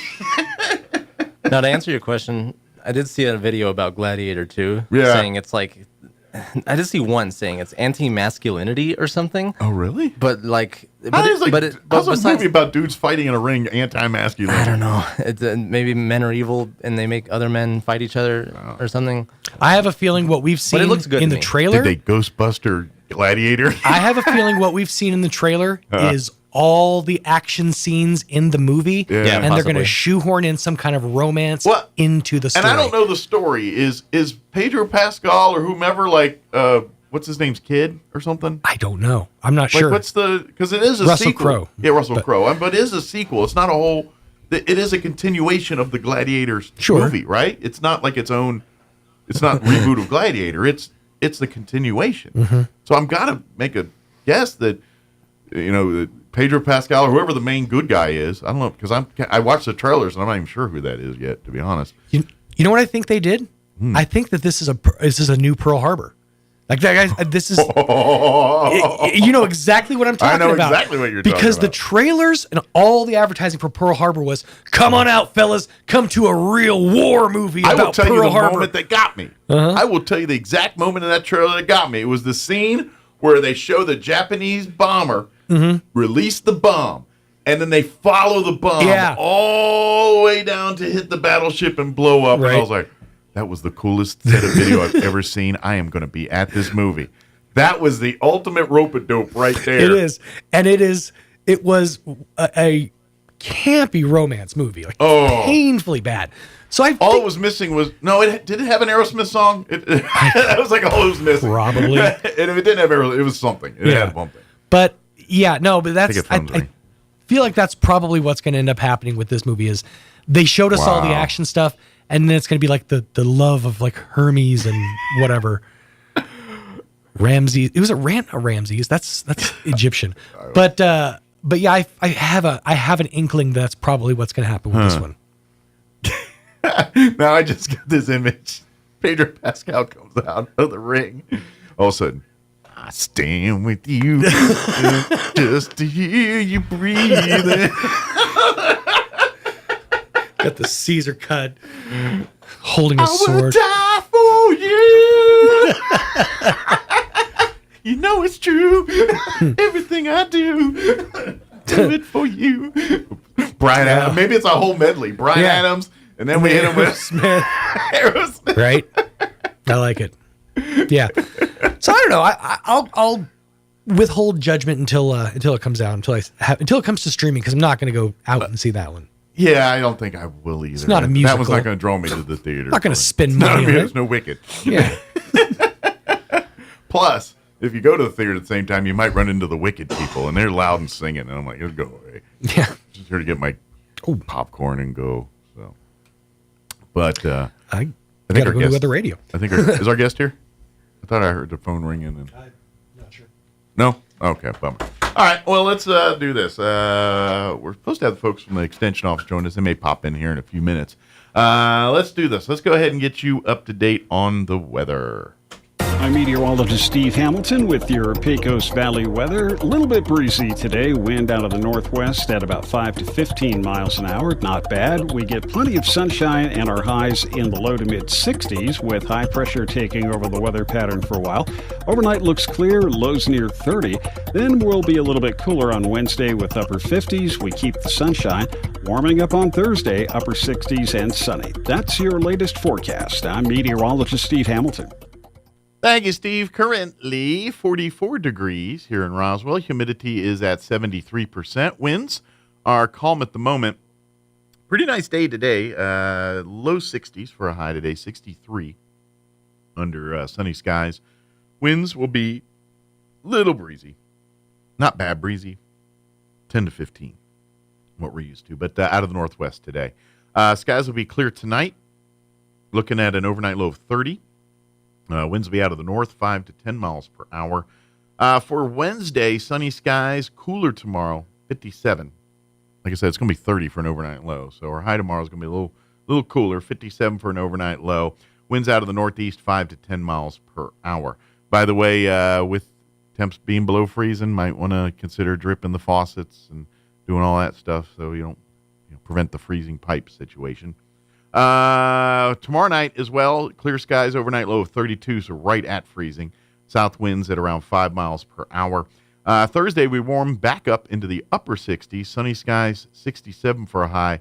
Northwest winds at around 5 miles per hour. Thursday night, partly cloudy with an overnight low of 34 degrees. Friday, mostly sunny. Once again, 67 for a high. Friday night, partly cloudy, 37 for an overnight low. And then warming up for the weekend as well, 70s. Sunny and 72 for Saturday, sunny and 74 for Sunday. Overnight lows of 40 on Saturday night, 42 Sunday night, and then 70 for a high on Monday as well next week. So not too bad weather-wise. All right, it is 8:34. Let's go ahead and take about a 3.5 minute break here. Our guests, we're going to give them a few minutes, see if they're going to pop in from the extension office, give us an update there. But let's take a quick break.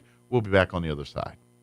Registration for the spring semester is on now at ENMU Roswell. A great career in healthcare, arts and sciences, or technical trades is waiting for you. Now's the time to skill up and get certified. Register today for spring 2025 classes and talk with an advisor. Log on to roswell.enmu.edu. ENMU Roswell, success starts here. Success starts here. ENMU Roswell. This is an important service update from Plateau for Roswell, Dexter, and Hagerman customers. We are aware that many of our valued customers in Roswell are experiencing service outages due to the recent weather event. Our teams are working diligently to restore services as quickly as possible. We understand how important staying connected is, and we appreciate your patience as we navigate these challenges. Please know that our top priority is getting services working safely and efficiently. Thank you for your understanding and support from all of us here at Plateau. So your pecans aren't as big and bountiful as they used to be?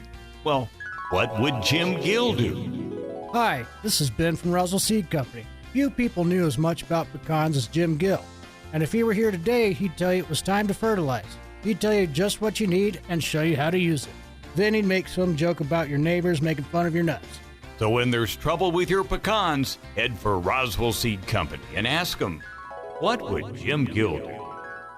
In times of need, it's important to know someone's got your back. Tape Branch Auto Group is here to support our community in Chavez County as we recover from the recent flooding. To help ease the burden, we are offering $1,000 in relief recovery cash for those impacted by the storm. Use this $1,000 towards the purchase of a new or pre-owned vehicle as a boost to your trade-in value to help cover your insurance deductible, or even receive a check directly after purchasing a vehicle. And if you can't get your vehicle to us, don't worry, we're here to help. We can arrange to have it picked up and brought directly to our dealership. We know recovery takes time, and we're committed to standing by your side every step of the way. Let Tape Branch Auto Group help you get back on the road and back on your feet, because together we're stronger. At Anderson Bethany Funeral Home and Crematorium, we honor and pay tribute to the achievements of your loved one by celebrating the life you shared together. Anderson Bethany Funeral Home and Crematorium is compassionate and cares about our local community and the families we serve here in southeastern New Mexico. Locally owned and operated, we will be here to help you decide how to celebrate the bond you've shared and pay tribute to the unique individual you've lost. Visit us at 2609 South Main in Roswell or call 622-5888. At Martine's Capital Cafe, come in and enjoy a delicious variety for breakfast, lunch, or dinner. Try our burritos, huevos rancheros, asado, chorizo, sausage, flautas, fajitas, chili rellenos, quesadillas, enchiladas, sopapillas, and don't forget their award-winning green chili cheeseburger and so much more. Everything is prepared with the finest and freshest ingredients. Martine's Capital Cafe. Quality, value, tradition, and the most delicious New Mexican food since 1989. Open Monday through Saturday from 6 to 8:30 p.m. at 110 West 4th Street in Roswell. With your Pecos Valley news update, I'm Jared Sorello. We begin in Roswell today, a terrible tragedy where police are involved in a shooting. RPD says officers had responded to a domestic violence call at a home on Oak Drive after a child called 911 indicating his father had a gun. Officers quickly encountered 30-year-old Timothy Riley. Riley quickly got into a vehicle in the driveway as the officers were approaching. He was given commands to show his hands, but they say Riley then opened fire at the officers through the back window of the vehicle. Riley then exited the vehicle and fired off more rounds. That's when one officer returned fire and struck Riley. During the ordeal, 3 schools, Sierra Middle School, Parkview Elementary, and El Capitan Elementary, were put on lockdown as a precaution. New Mexico State Police have been called in to investigate as an independent third-party agency, and the officer who fired the shots is placed on administrative leave per policy. You're up to date. I'm Jared Sorello. The tool used to measure your feet at the shoe store is called a Brannock device. The person that measures your feet at home for no reason is called a creep with a foot fetish. Here's Mike Winters. And good morning. It is 8:40. I have not heard from our guest yet. We'll give him a couple more minutes here on that. Don't forget, we do have another round of high school football action for you. Semifinal action this Saturday as both your Roswell Coyotes, the 1 seed, they are still in the playoffs, as is the number 2 seed Artesia Bulldogs. Both will play games, not against each other yet, this Saturday at 1 o'clock. The Roswell Coyotes will be here at home for their big matchup, hosting, I can't remember. Is it Mayfield? I can't remember right now. My brain's fried. But they're going to play at 1 o'clock. We will have, so far, just to my knowledge, just radio. I have not heard that we have video rights yet, so it'll just be on the radio right here on 106.5 Roswell's Talk FM. At the same time, the Artesia Bulldogs, I think they're hosting Gadsden, if I remember right, at 1 o'clock on Saturday. We will have that game for you. Again, to my knowledge, just audio only. I have not heard that we have procured video rights for that. So just audio only at 990 AM KSVP or on its translator station 93.7. Now, if we will have audio only on KSVPTV.com and the Artesia Bulldog channel and the Roswell Coyote channel. But like I said, it'll just be audio only. It'll have a screenshot with a score bug, and then Joby for the Artesia broadcast and Art and Kelly for the Roswell broadcast on Saturday. If we do get video rights, I'll let you know. But to my knowledge, we have not heard anything to say that we have been given permissions to stream these yet. So that's what I know at this point on a Tuesday morning. Yep. So. But we will have the games for you right here on Saturday. Again, Coyotes right here on 106.5, Bulldogs on 990 AM. Audio only for both KSVP TV, Bulldog Perspective, Bulldog Channel, Coyote Perspective for their Coyote game in their channel. So. Yep. And then if they both win, I guess they will play each other next week for a Yes. That'll be Thanksgiving weekend. Probably that Saturday. They'll all be full and kind of low-key from, probably their 13th. Or by Saturday, you're going to be good and cooped up and tired of you know what I mean? Sick of turkey sandwiches. That, or just family came into town Tuesday or Wednesday. By Saturday, you've had your fill. Mm-hmm. You know what I mean? Oh, yeah.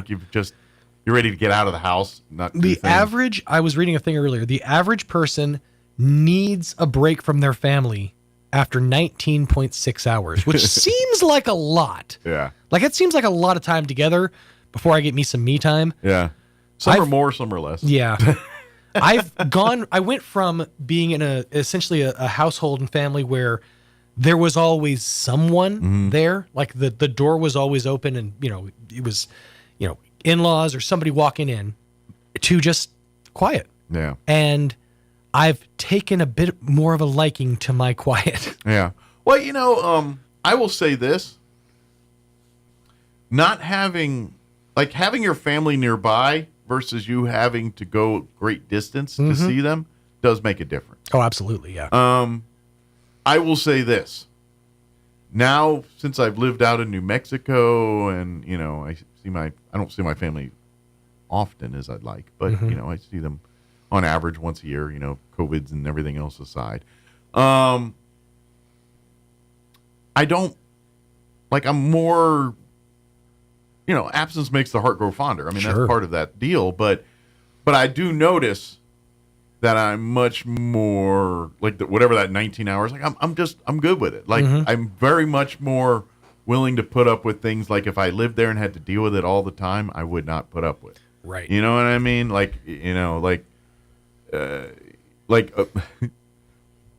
My father's passed, but my father was you spend a half hour in the room with him and he just figures out a way to annoy you. Sure. He's just amazing at that. And when I, only saw him once a year, got to hang out. Don't get me wrong.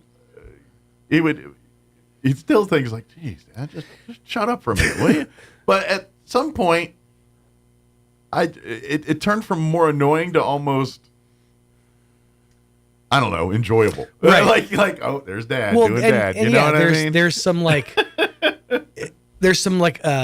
not nostalgia for it, but a want for it when you don't have it. Yeah. Annoying. There's a very thin line between annoying and endearing. Yeah. Very paper thin. And my dad jumped over that line all the time. He usually stayed more endearing as I got older and more were. Now, that being said, if I lived up the street from my dad or in the same neighborhood, I probably wouldn't be as endearing to that. Right. But when I see it once or twice a year, it's more endearing. So. I'll give you a great example of it. And I've been trying my best, my absolute best, to soak it in and enjoy it and be in the moment as much as possible. Mm-hmm. But my 6-year-old son won't shut up. He will not stop talking the entire time, from his school to his mom's house on very opposite ends of the town of Roswell. Does not stop talking. He is your son, Sean. I know, and that's what everybody keeps saying. But why do I have to be punished for my hubris? Tree meat apple. I do shut up, though. Now that I do it all day, like for a living, I go home and I just kind of want to listen. I don't want to talk. I want to listen. Well, your boy's helping you. Listen to him. I'm trying. I'm really trying to enjoy, because I know. I've talked to so many parents that how I miss, my young son and a relationship where they still like me. But yeah. I'm about to say, I'm sure you probably have a bunch of your friends that have teenagers. They're probably saying, John, enjoy it now, because it's going to go the opposite here in about 5 to 10 years. Yeah, exactly. He's going to just never talk to me ever at all. And so I do kind of, I'm cherishing it and having access to recording equipment. I'd like to record it, but it does have a line. Take this asset and channel it. Mm-hmm. Start putting them on YouTube or something. I was like, don't tell me to put him into radio. I mean, I want him to succeed in life. Start filming some of this. Maybe not putting it out in the ether, but just start recording, chronicling, and start doing stuff with this. And who knows? You might just be creating the next Ryan Seacrest in there. Who knows? Yeah. I mean, I appreciate that he fills my life with sound. Yeah. But boy, howdy. Well, it's almost like that line in. This is the lesson that I don't, because I don't have kids, but I hear a lot is your kid's a big mirror of you, man, and all the things are like, see, this is. And this is why grandparents love grandkids so much, because all the things that they got annoyed with you about, they're now seeing. Yeah. And so I'm sure they also send them home. Grandma's over here just living the dream right now. Right. Both your grandmas are just happy. Like, oh, look at this. Look at this. Mm-hmm. Yeah, we got served up more than we bargained for. And the for grandparents are going up, yep, God, you're right. It does come around. You nailed it. But honestly, I really need to listen closer to him when he prattles on in the car, because I'm not totally sure what I agreed to over the last 2 days. But as he was talking, I was like, yeah. For all I know, I owe him a Lamborghini. I don't know. I should probably go back and look at the verbal contract. Yeah. But and let's face it, his sister also likes to gab. Mm-hmm. And I got a feeling, and that's going to serve you well, because I imagine road trips they could just talk to each other. Oh yeah. And you're just nonstop. Do they talking. fight? Or are they pretty copacetic? He's a traditional younger brother. Sure. He loves so he getting takes under his her jab skin. and getting his thing. Yeah. But does she take the bait every time, or does she? Almost every time. Yeah. Okay. I didn't know if she. She's not somebody who deals with things. But is she like, diabolical? No. See, that's where I always find out that usually the young brother, who's the antic person, the older sister's usually the diabolical one that just will, take the annoyance and just, cut deep. Yeah, no, her whole thing at this point is just, get out of my space. Yeah. That's her whole line of defense. Yeah, it's this kind of, well, look, take the movie trope. Uncle Buck, vacation, take any of the tropes. It's always the boys kind of goofy, a little, and the sisters usually a little older, more into boys, but always that shut down, get out of my space, get out, and just, cutthroat. It's the movie trope. That's true in the real life too sometimes. Oh yeah, she is there. All right, it is closing on 8:50. I guess our guests aren't going to make it today. There's nobody out there, right? No. Okay. Sometimes they do that. They come in and sneak in and sit. And I'm like, sneaky. I've done that reference like 3 times in the last 3 weeks. Sneaky. All right, 8:49. Let's pause for Travis County Sports Update, weather, your Red Apple Market Report, quick break, and then we'll wrap up the hour here. Don't go away. You're listening to Mornings with Mike Winters. It's time for the Chavez County Sports Report. How close were the Gateway Christian Warriors volleyball team to getting to a state championship game, potentially winning a state championship? So close. Gateway Christian in the state semifinals took on Logan and fell in the fifth set 16-14. That tells part of the story. They were on the verge of winning the thing when Logan won 31-29 in the fourth set. Eventually, Logan, the top seed, did defeat number 2 seeded Gateway Christian, which had defeated Quemado in the round before by a 3-0 count. And by the way, Quemado ended up winning the state championship. That's how close it was. Meanwhile, Goddard fell on Friday in the state championship in 4A to Academy 3-0, and Dexter in 3A fell to Sandia Prep to end the Demons run. The Sports Report brought to you by DSI. Call DSI for all your office technology needs. I'm Eric Butler at Roswell's Talk FM 106.5. I'm meteorologist Steve Hamilton with your Pecos Valley weather. A little bit breezy today. Wind out of the northwest at about 5 to 15 miles an hour. Not bad. We get plenty of sunshine and our highs in the low to mid 60s with high pressure taking over the weather pattern for a while. Overnight looks clear, lows near 30. Then we'll be a little bit cooler on Wednesday with upper 50s. We keep the sunshine. Warming up on Thursday, upper 60s and sunny. That's your latest forecast. I'm meteorologist Steve Hamilton. All across America, this is the Red Apple Audio Network's Market Report. I'm James Flippin. U.S. stocks finished mixed yesterday. Investors looking ahead to key data this week from the tech sector. Yesterday, the tech-heavy NASDAQ Composite kicked off the week on a high note. In economic data, U.S. homebuilder confidence rose to a 7-month high this month, and that survey came in higher than expected. Today, we'll get word on housing starts and building permits.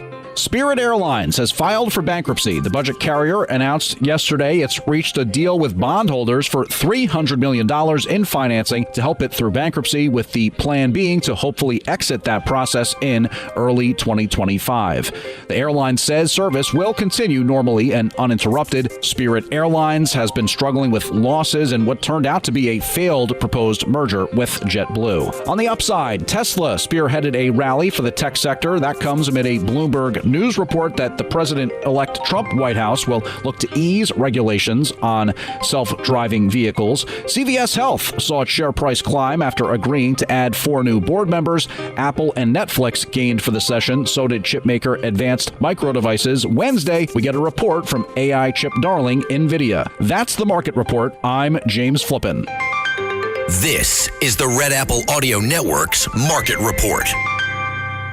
The Tunnel to Towers Foundation welcomed U.S. Army Specialist Brett Menard into a new mortgage-free smart home in Florida. While on a road clearance mission in Afghanistan, Brett's vehicle was blown up by an improvised explosive device. In that instant, his life changed forever. The blast left Brett a T4 paraplegic with other catastrophic injuries. Tunnel to Towers built him a specially adapted smart home that allows severely injured heroes like Brett to live more independently. Donate $11 a month to Tunnel to Towers at T2T.org. Thank you. Artesia General Hospital has welcomed cardiologist Luther Weathers to the team. Dr. Weathers is board certified with a subspecialty in cardiovascular diseases. He treats patients with genetic heart defects, heart rhythm disorders, heart failure, coronary artery disease, chronic high blood pressure, and other cardiovascular diseases. Call 575-736-8270 to schedule your visit with Dr. Weathers in Artesia, or visit artesiageneral.com/cardio appointment. Se habla español. Attention, Roswell and surrounding areas. Roswell Ford knows recovering from an unexpected natural disaster is stressful, and our hearts go out to everyone who experienced loss due to the flooding. The damage left behind is devastating, but we're already seeing what it means to be Roswell strong, and we acknowledge and appreciate the heroic efforts of local authorities, first responders, and National Guard rescue teams. We've already received and continue to receive special shipments of new Fords and quality pre-owned vehicles available for immediate delivery during our massive Super Tent sale. It's at our temporary location on West 2nd Street between Toyota and Allsup's. These new and pre-owned vehicles without flood damage are being offered to the public at unprecedented savings. We've instructed our staff to take any car in any condition. In fact, even if it doesn't run, we'll come get it and give you a generous allowance toward a new Ford or high-quality pre-owned vehicle. And we'll work with your insurance company to help you get what you deserve at Roswell Ford's temporary location on West 2nd Street between Toyota and Allsup's. Thank you.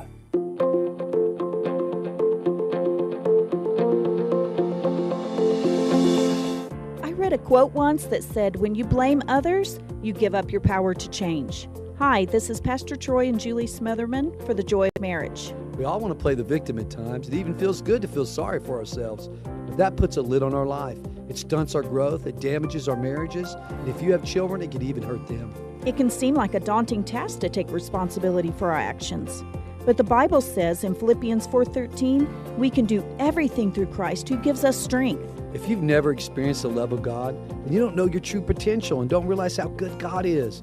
When you're feeling like a victim, turn to God. He'll give you the strength to move beyond yourself and help you have a victorious marriage. If you have any questions or would like further information about the Joy of Marriage Ministry, please go to jomconference.com. A bedroom is a quiet escape where I go for peace and comfort. This is Melanie at Glenn's Furniture. I know how important the most private room in your home is for your life and the lives of your family. That's why we offer a selection of bedroom groups that make living easier and more comfortable. Modern designs, bold curves, and stylish fabrics elevate your bedroom space. You'll find your new set easy to sleep on and even easier to own. Come see us at Glenn's on the corner of Union and Alameda, where delivery is free since 1953. Find your path to a greater future with Eastern New Mexico University. If you're looking to take the next step in your higher education journey, both in person and online, Eastern New Mexico University is the place for you. ENMU is now accepting applications for spring 2025, so don't miss out on your opportunity to join more than 5,700 fellow Greyhounds on this exciting path to student success. For more information, visit enmu.edu. In a day. So if you're told you're growing like a weed, you can say, no, I'm growing like a bamboo. Here's Mike Winters. And good morning. It is 8:57, and of course next week is the Thanksgiving holiday, and then of course Christmas is right on the heels of that here, and the holiday season's here, and it's that time with family and friends and food and everything else, and it's also the time when you find out things like your refrigerator's not quite what you need it to be or anything like that. Well, good news. If you're running into that right now, you're thinking, man, we don't have enough refrigerator space, or you know what, my refrigerator can't handle, now that, it's just, it ain't cutting the mustard. Well, good news. Right now, Roswell Appliance Outlet, the area price leader for new appliances, is having a store-wide refrigerator liquidation sale, and it's going on now through Black Friday. And what that means is huge savings on refrigerators. All of their in-stock refrigerators are marked down at least 50% below the manufactured suggested price. That's right, 50% below. All come with warranties, and they're name brands that you know and trust. So if you need a fridge fast because Thanksgiving, you're like, oh, I got family in town, I don't have enough refrigerators, or the one's dying, I need to replace it, get on down to Roswell Appliance Outlet. Again, save on their big refrigerator liquidation sale here, 50% off or more on all in-stock refrigerators. Stop on by Roswell Appliance Outlet now through Black Friday. They're located at 600 South Main right here in Roswell. And, it's always those times when they go out. It's when, we got the family, we got the turkey, we got the ham, we got whatever you're doing. And next thing you know, and your fridge is like, wait, is it cold in here? It's not really cold in here. And that's when you start learning these things. Well, Roswell Appliance Outlet, they got you covered on some of that stuff. So, all right, it is, we got about a minute here before we'll get you into news. Next hour, we're going to play our interview we had with Janine and Joan from the Chaves County Federated Republican Women. They joined us last week to talk about their next meeting, which is tomorrow. And their monthly meetings, they have each the third Wednesday. This one's going to be at the Assumption Catholic Church. They usually do it at the convention center, but because of flooding, that's not an option right now. So, but the November meeting honors, because Veterans Day is in November, this is the month they do their big Veterans Appreciation Lunch and meeting here. And so we're going to play that interview next hour. Want to invite veterans out. You still got time to RSVP for tomorrow, but you better do it today. But that's why I'm playing the interview. Put a little bee in your bonnet one more time before we get to the event here tomorrow. All right, it is 9 o'clock. We'll be back on the other side of news. Do not go away.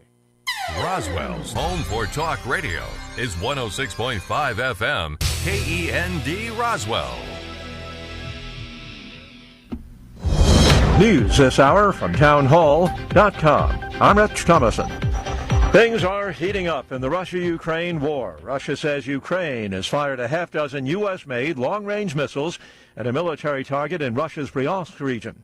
As the war intensifies, Russia's leaders turning up the heat on the West. Russian President Vladimir Putin has signed a revised nuclear doctrine declaring that a conventional attack on Russia by any nation that's supported by a nuclear power will be considered a joint attack on his country. The signing of the doctrine, which says that any massive aerial attack on Russia could trigger a nuclear response, reflects Putin's readiness to threaten use of the country's nuclear arsenal to force the West to back down as Moscow presses a slow-moving offensive in Ukraine. I'm Charles Dillades. With hundreds of thousands of unvetted criminals allowed into the U.S. under President Biden's watch, not to mention those on the terrorist watch list, President-elect Trump says he will declare a national emergency and will deploy the military to assist in deportations of illegal alien criminals. Decision could come today from New York Judge Juan Merchan on the future of President-elect Trump's Manhattan criminal case. In light of the Supreme Court's ruling on presidential immunity, Merchan could dismiss the case.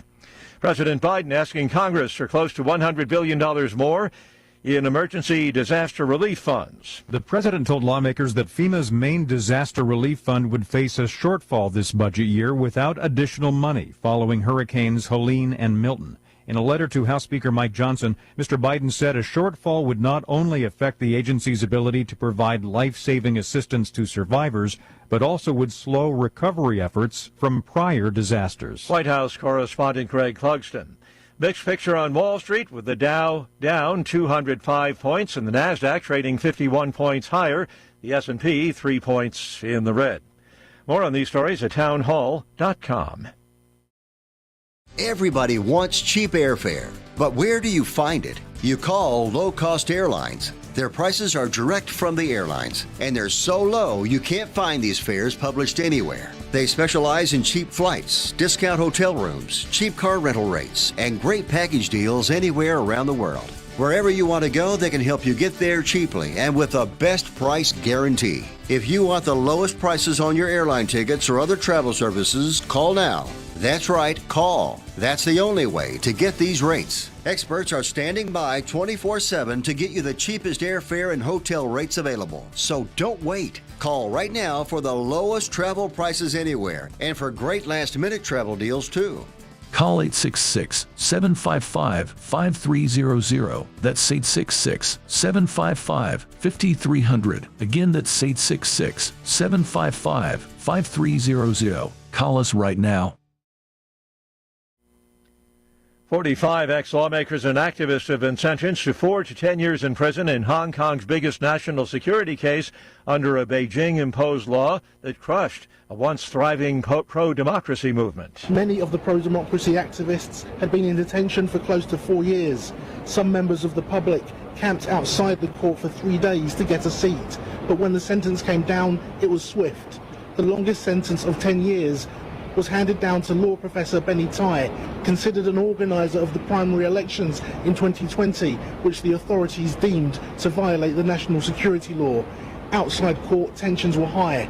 A large number of police watched on as family members of the convicted claimed their loved ones were the victims of political persecution. The BBC's Dana Vincent says some of the defendants waved at their relatives in the courtroom as they were being sentenced. The wife of one of those says this is an unjust imprisonment. Townhall.com. Looking to save some money on your Thanksgiving feast? Correspondent Ed Donahue says it can be done. Walmart has a 29-item offer of frozen turkey and side dishes for less than $55. It serves 8, adding up to less than $7 per person. Brenda Holloway in Columbus, Ohio says grocery shopping, especially now, is stressful. Should I choose this item with this pricing, or should I not, because you have other bills? Target's version of a Thanksgiving meal for 4 people costs $20. Robin Wenzel is with Wells Fargo Agri-Food Institute. Be proactive, shop around, look for the deals. Wenzel says, for example, some name brand versions of cranberry sauce are less expensive than the store brands. I'm Ed Donahue. And be it by air, car, or rail, AAA expects almost 80 million Americans to venture at least 50 miles from home over the Thanksgiving holiday. More on these stories at townhall.com.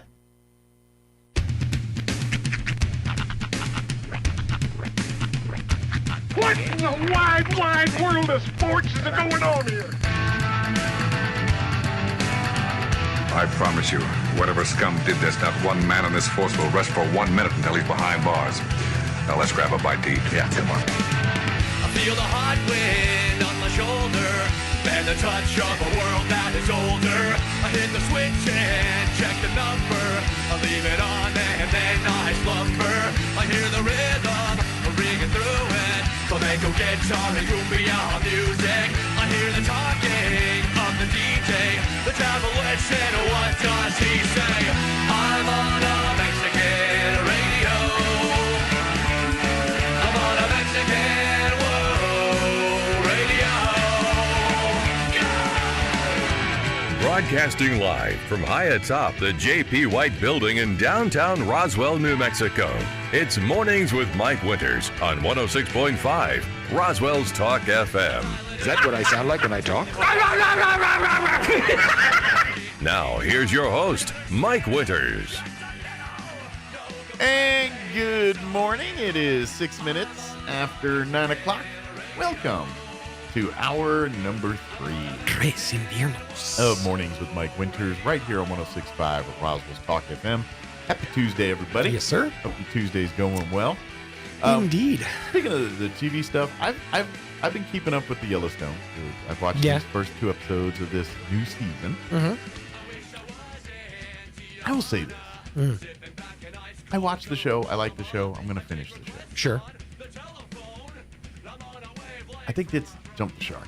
Well, there's no Costner this season. Correct. I think that's the biggest problem. Yes, that's part of it. Matter of fact, the best thing I heard was, watch as the family struggles without Kevin Costner. In a life without Kevin Costner. Well, and it's basically it's a sibling battle. Yeah. Between the brother and I'm not going to get too far into it.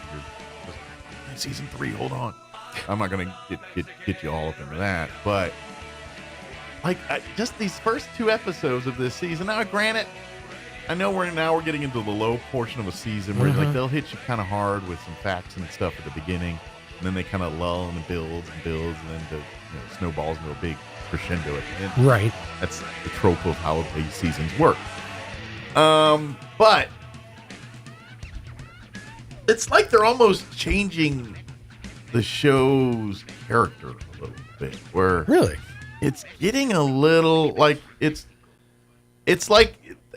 almost like they do interludes of drama now. Like it was, but it's different, and it's because I feel like they're lacking story content. I wonder if maybe the writer's room got shaken up for this last season. Well, I think to be honest, I think Sheridan's spreading himself too thin. Exactly. He's got 3 different shows going on. And the fact that Costner kept in and outing him on this thing, which probably is very hard to either write him in or write him out. And finally, so I'm not saying it's all his fault, but I think this season suffers from a lot of that because what I've noticed is like they'll have these snowball drama moments, and then they'll cut to a 10-minute like ranching montage of just the cowboys running around and wrangling stuff and doing, evoking the cowboy image, which is fine, I guess, but it just seems like there's more of that now. Yeah. Where it used to, like, they do a little minute of that and you're like, oh, that's warm and fuzzy. Back to the drama. But back now to the it's story. like they're dragging these out into these like 10-minute montages of cowboys just with the music and the da-na-na and the show on the plane. It's like, now, are you running out of story content? Well, so we got to drag these out a little bit? What's going on? I will say this, and I only know from the perspective of one artist, and that's Lainey Wilson. Yeah. Her music and a lot of her stuff has been used heavily. So you think it's part of maybe series. Contractual stuff? I think what it is I think that it almost feels like Taylor Sheridan's like using this show to kind of promote that more traditional country music. Maybe. Because, I'll give you a prime example. There's a Texas country band, a red dirt band called Flatland Cavalry. Yeah. And they have a song called Mountain Song that was actually featured in Yellowstone. Okay. And it launched them. They went and that might be what off of that. His point or purpose is, but I think it's still because he's doing this because of the other stuff. Oh yeah, because otherwise he's like, I've got a story and I've got a crowbar. And let's face it, and I don't know, how Paramount and these shows get. Okay, they usually set them up so that you can fit them in an hour, but not always. Right. And these have all been that 47 minutes or whatever it is to get to U60, and I'm not saying is it's a little thing I've noticed. I think because of all that, the show suffered a bit. Is he still doing the spin-off series simultaneously, like the 1877? Well, yeah, because there's a brand new spin-off series that premiered just now called Landman. Okay, so he's Billy still Bob. Still doing those spin-offs. Is that a spin-off of Yellowstone itself? No, it's another. It's because I know it's like he totally does Tulsa different King, for example. Yeah, it's a totally different show, but it's pretty much Yellowstone, but instead of cattle, it's oil. Okay. And Billy Bob Thornton is and so what it is it's got Demi Moore and who's the other famous guy? I can't remember who plays her Landman husband. sounds like a very lame superhero, by the way. I can't remember. Anyway, but Demi Moore and the other famous guy, I can't remember, is the husband. And they own... John Hamm. John Hamm, thank you. John Hamm. They own the company. And Billy Bob Thornton is the guy that runs it. He's the landman. He's the guy that runs the organization. Wow. I've not Kayla watched Wallace. the first episode. I've just seen the trailers for it. I've heard mixed reviews. I heard they love it. If you love Yellowstone, you love it. I've also heard they crowbar a lot of unnecessary crassness in it. They just like where it works in some. This one it seems like forced. But that's just again. I have not watched it. That's just some of the scuttlebutt I've been seeing online. That to me feels like how I kind of have grown to feel as a Vince Gilligan fan of his specific writing and directing style. Yeah.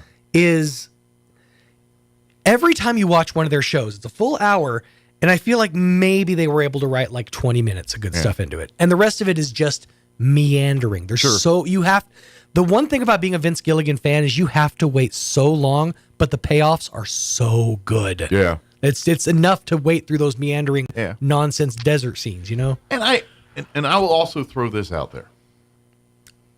People are going to get a little angry at this one, maybe. But all I'm saying is just an observation. I like his works. Mayor of Kingstown. Sure. I like all of them. I think he's spreading himself too thin, and I think his work is suffering. When I'm hearing this Landman, people are saying it's not holding up to the other stuff. I got a feeling he's got a lot of demands, and he doesn't want to turn them down, and he's taking these paydays, and I got a feeling the quality of his product is suffering. I got a feeling he's going to slowly turn into Tyler Perry and just put his stamp on everything. Taylor, go to Tyler. You know what I mean? Yeah. For Tyler Perry, it's like, if it's on anything BET related, it's Tyler Perry. If it's pretty much anything black television related, Tyler Perry's involved with it. And it's just like, now you're just going from quality to quantity. Right. And that's what happened. When you just focused on your couple first little Medea movies and all that, that was good. But now you just buy everything. It's cheapened the brand. And I think that's what's happening with Taylor Sheridan. It really does feel like these streamers, like a lot of them, are like completely backing one like showrunner, writer, director, or whatever. Yeah. Like, for example, Apple TV is a great example because Bill Lawrence is like responsible for every show on Apple TV right now. And I would imagine, too, there's an element of politics going on here. Sure. Where if you are of a certain political ilk, you go this direction, and a certain political ilk. And so I'm going to say more conservatives in Hollywood are probably going the Taylor Sheridan route versus, the others going through NBC or whomever. I'm just pointing out that's probably part of the big equation, too. Just a hunch. I wonder if on his door, on Taylor Sheridan's door, it says Paramount Plus's Lifeline. Right. They should just change Paramount Plus to just Sheridan Plus. Sheridan shows. Yeah, pretty much. It is 9:14. We've got to get the hour going. Like I said, we're going to replay our interview we had with the Chaves County Federated Republican Women talking about their November meeting, which is tomorrow, and that's their Veterans Day meeting where they have lunch, invite veterans to come out for free lunch and all that good stuff. So there's still time to RSVP. So we're going to play the interview to put a last-minute bee in the bonnet for everybody there. So, before we do that, though, let's take a gander at your weather. I'm meteorologist Steve Hamilton with your Pecos Valley weather. A little bit breezy today. Wind out of the northwest at about 5 to 15 miles an hour. Not bad. We get plenty of sunshine and our highs in the low to mid 60s with high pressure taking over the weather pattern for a while. Overnight looks clear, lows near 30. Then we'll be a little bit cooler on Wednesday with upper 50s. We keep the sunshine. Warming up on Thursday, upper 60s and sunny. That's your latest forecast. I'm meteorologist Steve Hamilton. Thank you, Steve. Currently, where's my weather? There's my weather. It needs to be refreshed. My apologies. I got a new computer, though, so it refreshes faster. Thanks, KC. Currently, 48 degrees here in Roswell. Humidity is at 63%. Winds are variable at 3 miles per hour. We are looking at sunny skies today and 63 for a high with northwest winds at 10 to 15 miles per hour. Skies will be clear tonight. Looking at overnight low of 30. North winds 5 to 10 miles per hour. Chilly tonight.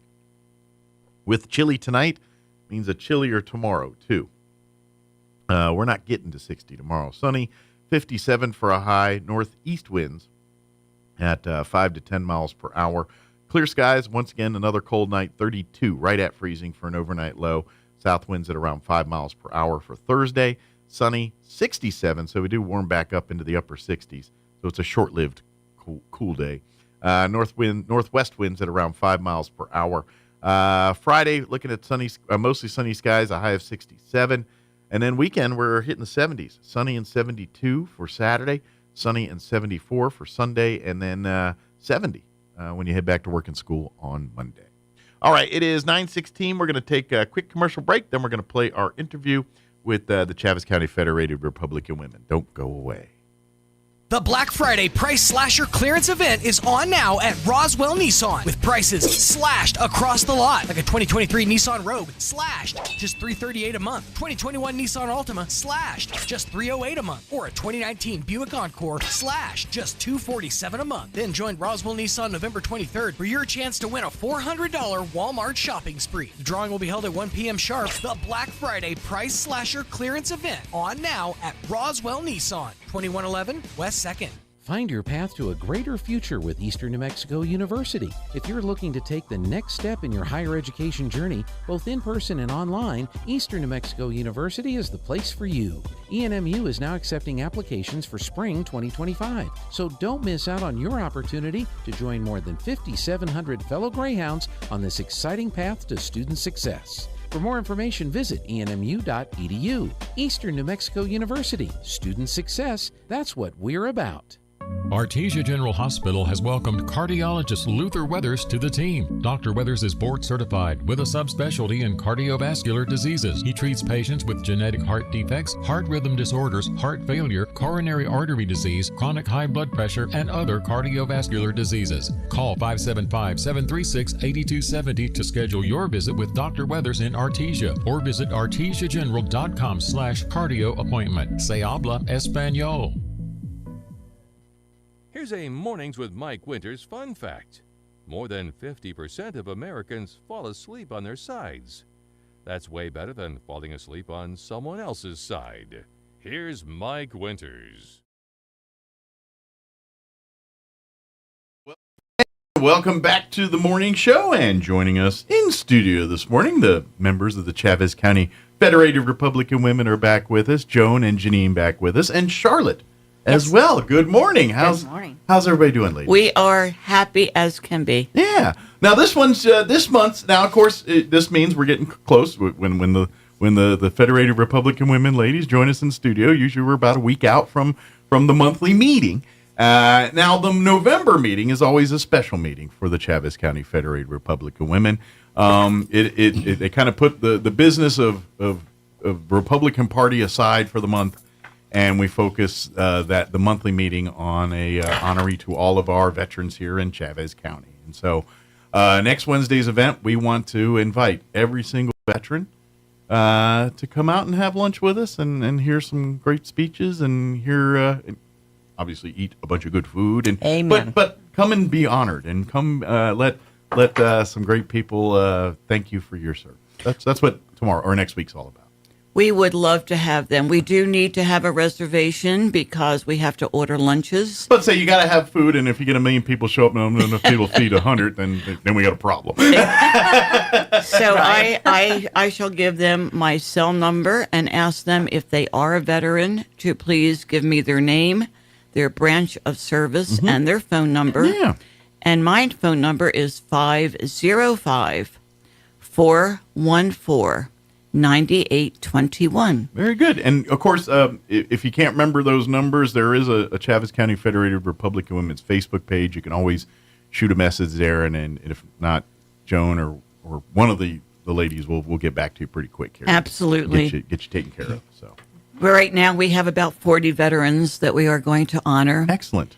And as you know, the convention center is not available. Yeah, we're not going to be doing it at our normal location. I mean, you can go there, but you're not going to find much. You're not going to find us. So there is a new location for the foreseeable future here. There is, and that is Assumption Catholic Church Center, which is at 2808 North Kentucky. Kind of behind the hospital. If you're looking, if you're coming off Country Club and you turn in the hospitals there, it's kind of, you turn on Kentucky there, go past the hospital stuff, and you'll see it there on your left if you're coming from that direction. Between the church and the school. Yep.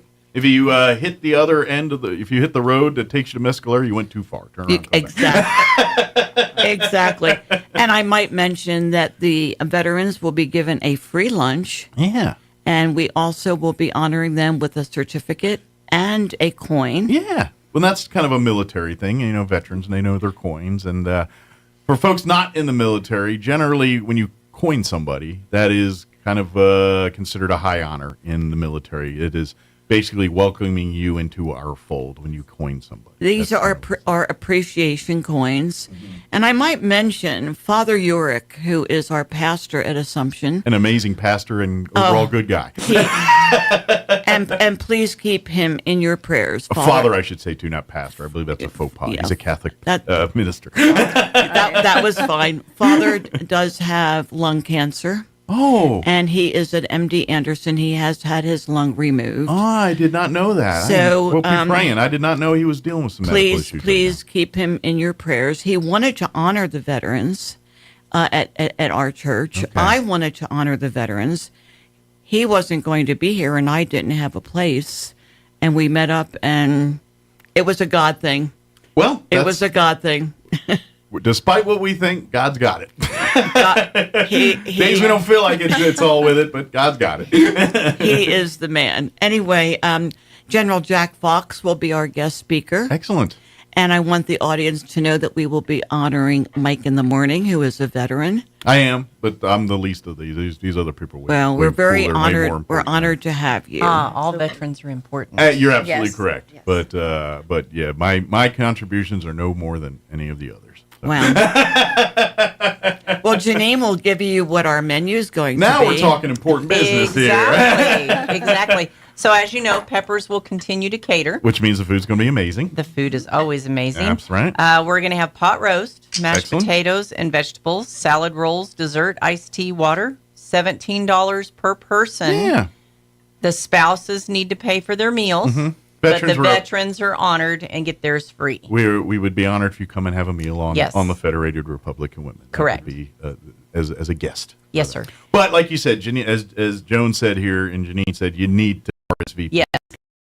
We got to have enough. Peppers, and I will tell you this, I know from my own personal experience of working with Peppers, they will go to the last minute. They will do everything within their human possibility to give you as much time possible as to get them numbers. But they really do need those numbers. They need the numbers. Especially, we're not quite in the COVID world anymore, but to be a restaurant owner and getting enough beef and materials for dinner, for pot roast and everything, they got to do some planning and plotting. So I do have the actual RSVP address, if I could give that out. Absolutely. Okay.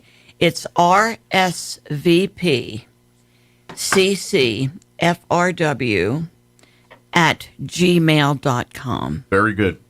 And if, again, you don't remember, what we'll do, too, is when you all go back to watch this video, we'll put it in the comments there, and that way you can click it direct or whatever. But it's all the first initials of the group. perfect. Yeah, that's kind of, if you remember, the Big Brothers Big Sisters. That's how I remember that one every time, because it's a bunch of BBs and S's and E's and stuff. And I'm like, just do Big Brothers Big in your head. And so every time, what's the address? I'm like, Exactly. It's like Eastern New Mexico State Fair. Same one. It's the initial. Well, I would like for Charlotte to say a couple words about how she's feeling about this upcoming year. Well, and Charlotte, for those who know, she is about to become the president, I guess, of the Chavez County Federated Republic of Women. Yes. Congratulations. Thank you.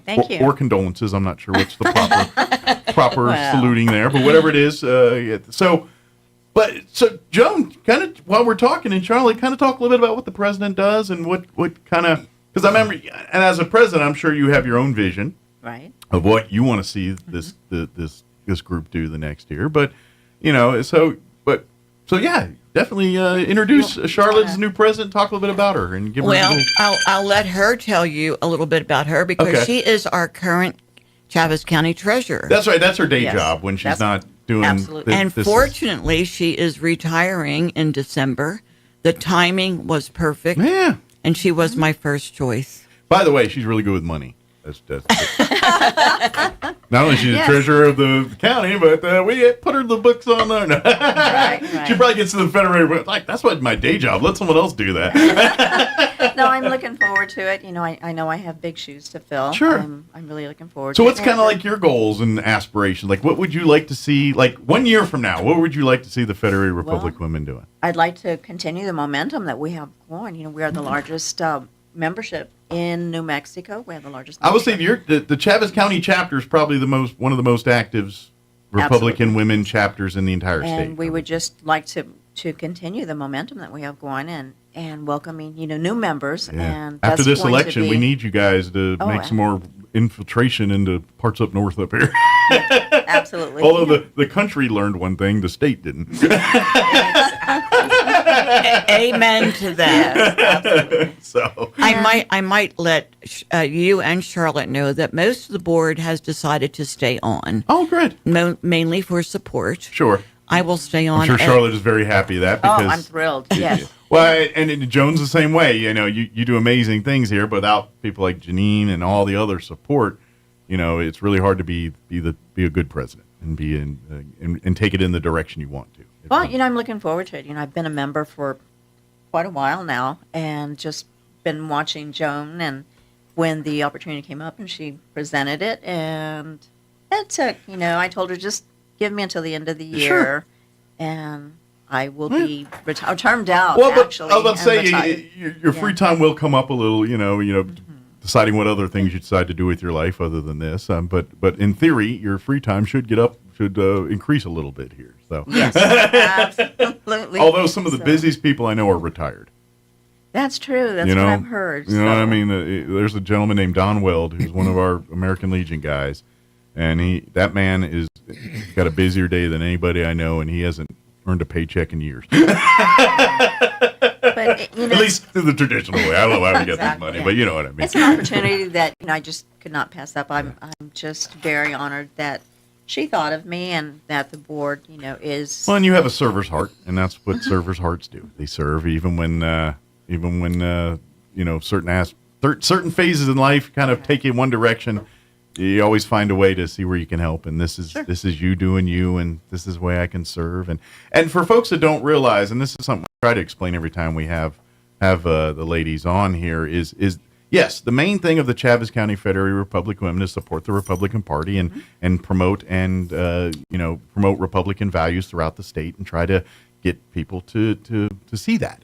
That's kind of the end game, but that it is as much a service organization working with youth and when they're not stumping for candidates and things like that, they're working with youth and creating scholarships and service, partnering with other nonprofits in the community and kind of tent poling with them and working with them to help them achieve their goals and things like that. So it's not all about politics in the Chavez County Federated Republic of Women. Maybe, Janine, would you like to tell them a little bit about what we're going to be doing in December for our Assurance Home? Oh. Which is, again, talk? Really? Please. But the Assurance Home is one of the tentpole organizations that the Federated Republican Women do So support. we have had quite a few donations to go to them this year. We've had some winter clothing donated from Joan's sister out of Nevada. Nice. And some backpacks, I believe. Although, how much winter clothing do you need in Nevada? That's why she donated it to us. Right? She actually bought them. I know, I'm just kidding. They got a lot, big parking place there in Nevada. Yeah. I believe we have quite a few gift cards going in Good. there, Yes, too, from we a couple do. of the banks that are Awesome. offered.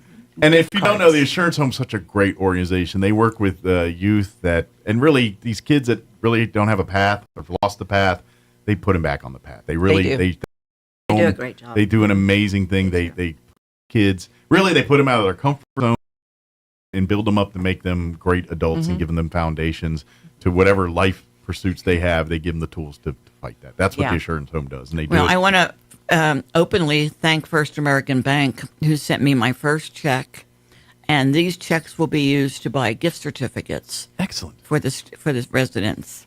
And you don't realize that difference that makes when these kids, because They get to go shopping. they get to go shopping, but Yeah. they all come from different backgrounds, but they almost have a commonality of there's no foundation, there's no Yes. mentors, there's no real anybody to show them the ropes in life, basically, and that's what the Assurance Home kind of does. It does through that, and it does through, and so these kids live there, and they really get to see a world that the one we all tell everybody about. It's like, look, this is the good stuff. Exactly. You know, if you do this, and that's what they do. And so these gift cards and all that stuff you're doing, it shows them life is, this is how humans There's work. good and how people humans- out there. Yeah.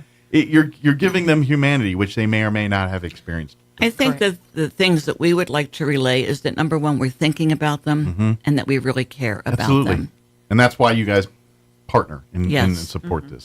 So yes, this is the point I'm trying to make. If you can get involved, and they're always looking for, and by the way, fellas, you can be a member and part of the Yes. Chavez. Now you're part of the, I guess you would be termed like an auxiliary, but yes, they're very much in the decision making and the charity and all the work side of the Federated Republic of Women. So We you do can- encourage men to join Absolutely. as our associates, and we would love to them to get a little more involved. Absolutely. It's a family event activity. This is something the whole family can get involved in. The husband, the wife, the kids, everybody can partake in various roles into the Federated Republican Women. So. You mentioned the American Legion. Mhm. The American Legion Post 61 will be doing the presentation of the colors. Yes. At our event. Yep. Don, matter of fact, that guy Don I was talking about, I'm pretty sure he's one of those people. I think, and they may pull me off to do it too, since I'm going to. That would be nice. That would be very nice. They're like, That'd sit be you nice. there, quit stuffing pot roast in your mouth, and go do some work. Should we mention the location change? Sure. Yes. Again, don't forget, it is at the church, the Assumption Church there on Kentucky. What's the actual? 2808. Yep. So if you plug it in your GPS, but it's roughly behind the Eastern New Mexico Medical Center on Kentucky there. To be honest, I can walk to it from my house. I literally live right Nice. which is good. If I ever have a medical issue, I can limp my butt over to the hospital. If I need. And that will be for the November meeting Yes. only. We will be moving locations with, the convention center. Okay. So until it's back up and running, you guys will kind of round robin it each month until. Actually, we have a location selected. Okay. It's going to be the Roswell Elks Lodge, Okay. which is at 720 North Montana. It's Yeah. just south of the Joy Center. Yes. So we will be holding the luncheons there. Okay. beginning Very good. of But we'll December. have a special one at the Assumption Church here for Yes. Veterans Day month and the celebration. I might mention that Father actually purchased the appreciation coins that will be given out. Well, that's awesome. Yes. See, Father Works is just a salt of the earth guy. He is a wonderful. I did not know he was dealing with some medical stuff right now. We're praying for him. Yes, please. He's just an amazing. He's just an amazing human being. And he's fun to be around. Like He is. I defy you to be in a bad mood around Father Yard. I defy you to. It's hard. You can be in the most foulest of mood, and he walks in, and you feel a little better for some reason. He's just one of those people, So, but next Wednesday. What time do you want everyone to start gathering? 11:30. About 11:30 is when the event will start, and Daniel probably want to get there a few minutes early. There's a lot of mingling, and usually, by the way, there'll be elected officials almost at every one of these hanging out. So if you want to, bend an ear of a legislator or two, they're usually there for you to talk to and meet and get to chance. And absolutely. And now that they're official, well, I guess technically not official. They've been elected, but they haven't been sworn in yet. And all that January. Stuff. But, yeah, January. they will be here, but this is your chance to talk to them a little bit and get more involved. Absolutely. Like if you want to get involved, now we got a 60-day coming up here right on the heels of that, and all of our legislators are going to be fast and furious, and we hoped for a minute we were going to give them a little help with the Republicans there, but that didn't. I think it just cancel where we made gains, we lost otherwhere, and I think it all just balanced out in the wash after all said. But the country as a whole, I'm coming in during an exciting time, so I'm really, really. Yeah, but this is your chance to talk with those folks and get in there, and especially those state reps, because they're going to be fighting hard for you here in a couple months. And, believe it or not, the minute she's installed, she will start be thinking about our gubernatorial election. Yep. Yeah, that's going to be fun. Now that obviously Governor Grisham's can't run for another term, so that's going to leave the battlefield wide open there on both sides. So on who's I've heard lots of rumors of names and things floating to the top. We'll see. This is scuttlebutt season, so everyone starts talking and. Yeah, everything from Donald Trump's going to run for state house right now. That's the way. There we go. There's probably some rumor out there saying that. But point is, come out and join us, veterans. Please RSVP sooner rather than later. If you can get it done this week as opposed to next week, that would be more beneficial as far as getting those RSVP. Again, we want Adam and his team to have as much time as humanly possible. Try to turn the numbers in by Sunday. Very good. So let's get it done this week. Correct. So next week they have all their numbers, and all they got to do is show up and eat and celebrate. And we would love to give them a certificate, but we need their name and their branch of service. Name, branch of service, and any other important information you because if we got a few Medal of Honor winners out there or some big, we'd like to know about that. Yes. They're very rare to have one of those. So if there's one, because 9 times out of 10 they're not alive. That's just the honest to God truth. If you meet a Medal of Honor winner, cherish that. Because most of them get it, they died because of what they did to get that honor. You're right. That's what happens 9 times out of 10. I don't think there is a more emotional and memorable time for Republican women than when we honor our veterans. It is. It's great to see and it is. It's really, for an organization that is steeped in politics, it's the least political meeting of the year. It's just here they're not going to talk turkey. Charlotte's not going to hit you with any new propositions or anything like that. Right. We're going to talk veterans and why they are so important to our role in this country. And Janine will be doing the decorating. I don't know what you have planned. Well, it's a secret, Joan, unless you have something. And it will be beautiful. It will be. It will be beautiful. It'll be very all-American. Absolutely. Yes, please come. And if you'd like more information, don't hesitate to shoot a message to the Federated Republican Women Facebook page. If you have any questions about anything, we got some great guest speakers. We're going to have a great time, and come.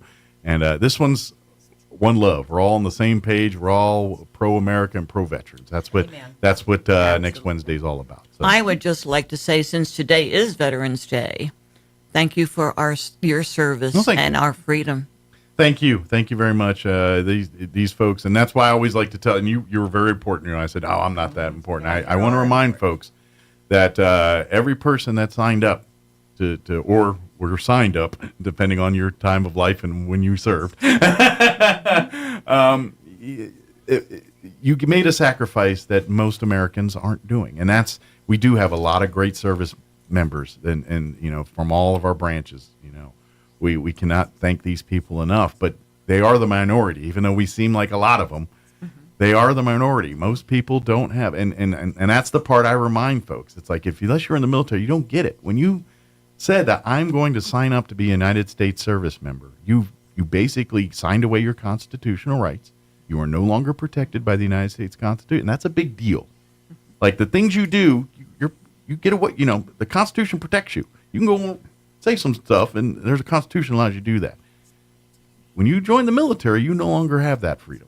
You fall under Uniform Code of Military Justice, and those laws are different than the Constitution. And I might mention we also honor our Gold Star mothers. Yes. At our luncheon, we have 3 of them. We do. I know Angel's one Angel who's Mays. always volunteering. Margaret and always, Rodriguez. Margaret's another one. Maria Sanders. Well, those folks, we can never say thank you enough to those families for the sacrifices they have made for this country.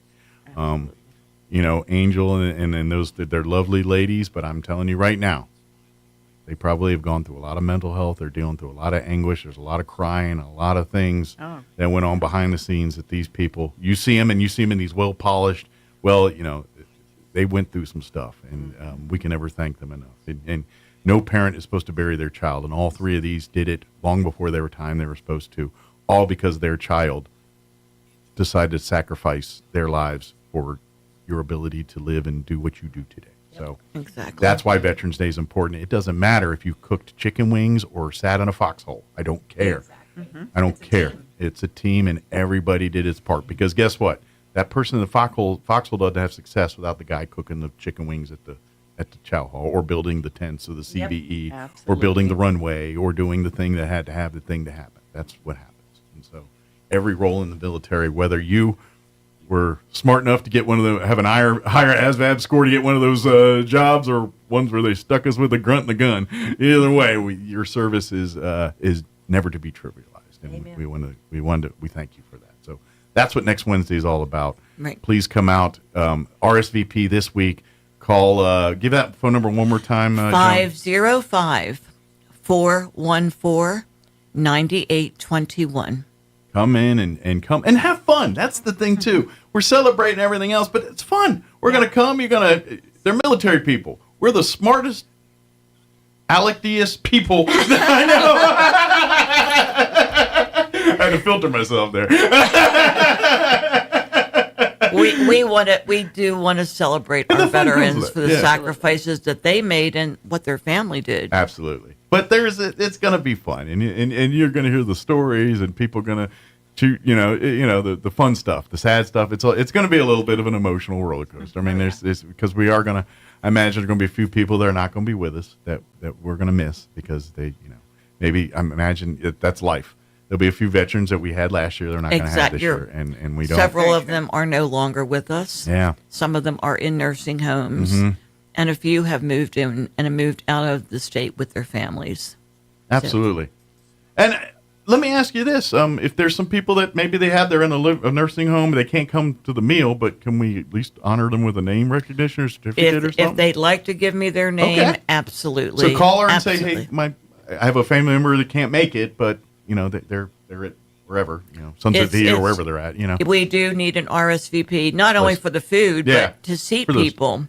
We're probably going to have way over 100 people at this meeting. We anticipate a larger than, and there'll be a few that just show up, and that's okay. We'll make love for everybody. We'll accommodate them. But please, if you can, for the sanity of Anna and everyone at Peppers, please RSVP this week. And Janine. And Janine too, as well, so we get the certificates made and all that stuff, and get everybody spelling. And please, when you do submit names and stuff, spell them legibly and correctly. Yeah, some of us can't spell. Well, when you get to people's names, English and language and rules go out the window. It's like, yes, letters can be next to each other. They're not supposed to be there, but in a name, it works that way. So. As a matter of fact, I want to thank Sandy Witt, who is our first vice president. She has made all of the certificates that will be presented. Excellent. That's yeoman's work. That's a lot of work there, and it's a lot of hours. So thank you, and thank you to every lady and guy and every person that's a part of the Federated Republic, because that's how it goes. There's a reason why you're one of the most active in the state, because you have great volunteers that roll up their sleeves and make sure that and every month, even when it's a Wednesday meeting, not during an election cycle or not during something special like this, there's still a good crowd every single that Wednesday a month that they have the meeting. I would say in the last 6 months we've had over 100 people at each of our meetings. Oh yeah. Yeah, absolutely, and this is how you find out and learn things. Even don't just because this one's the veterans one. Don't sleep on the December meeting or the January meeting. Mm-hmm. Come out and check out some of these other meetings too, and see what. And each month's different. Now that we're kind of through an election cycle, things will slow down a little bit compared to this year. But still, now that we're coming up on legislative session, I imagine in your December, January meetings, probably going to have a lot of state reps start talking and thinking about some of the things they're going to be dealing with in Santa Fe here in the coming months. So that's kind of where I'm guessing your attention's focusing on now, is we're shifting. Now the election's over. Now what's the next issue that Republicans need to be on the radar about? We keep busy. Yeah. Yes. So if you want to get involved in that side of things, especially legislative session, that's a busy time because there's a lot of bills being passed around, a lot of information, a lot of, things are succeeding committees, dying in committees. It's a lot of information moving fast. And to be honest, Chaves County Federated Republican is one of those places that kind of you can stay abreast of some of those things on some of the goings and ons of some of these different bills and pieces of legislature that are going from committee to committee and so forth. I want to mention we kept Chaves County red. We are solid red. Mm-hmm. Everybody on the ballot was a Republican. And I know I personally made 450 get out the vote calls. Yep. And I am very pleased to tell you that I actually drove someone to the polls this time. Awesome. Did you? Wow, that's I wonderful. did. Well, I did. And I would even argue too, you look at the numbers from this past election and we're not naive here. We know this is one of the bluest states in all the 50 states. That's just the nature of this state. But this election didn't tell you. Yes, it still went blue, but the numbers were a little closer than years past. Headway's being made is what I'm trying to say here. I think we've made some inroads. And unfortunately, the problem's not here. Where you guys are. We need you in Santa Fe. We need y'all, in places where there's, and that's where we got to pick up. And this is where, I guess when we talk about Chaves County or Federated Republican women, we need Bernalillo County. We need, all these Lincoln County. We need all these other counties to kind of be you guys.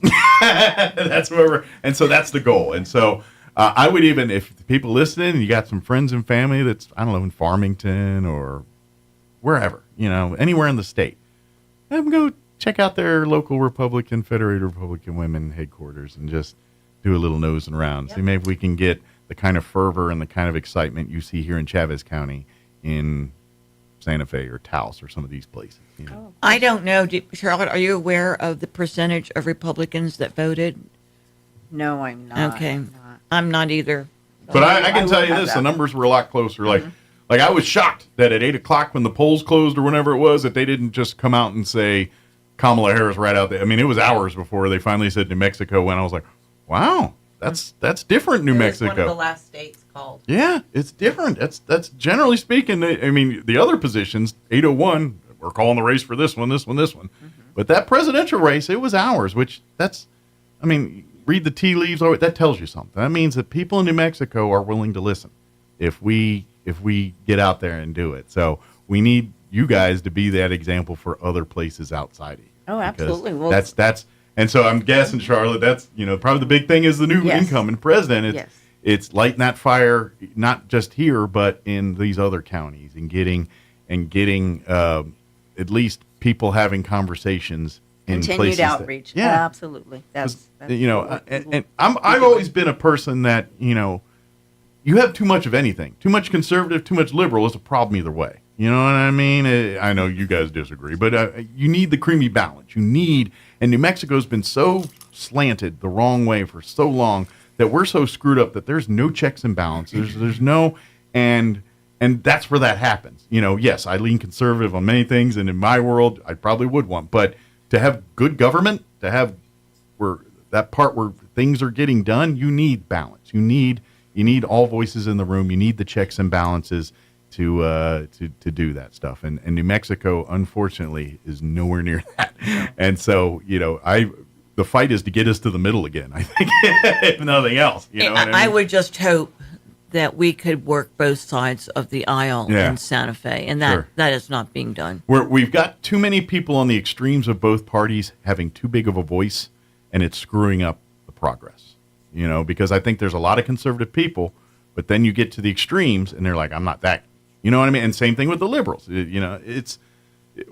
got the people on the extremes on the social medias, and they're talking. And I think this election showed that because the extremes talked, and this was the election where everyone said, They basically gave the world the middle finger and said, we're going to vote the way what's best for us and what's best for us. And obviously, Donald Trump was that answer for most people. Absolutely.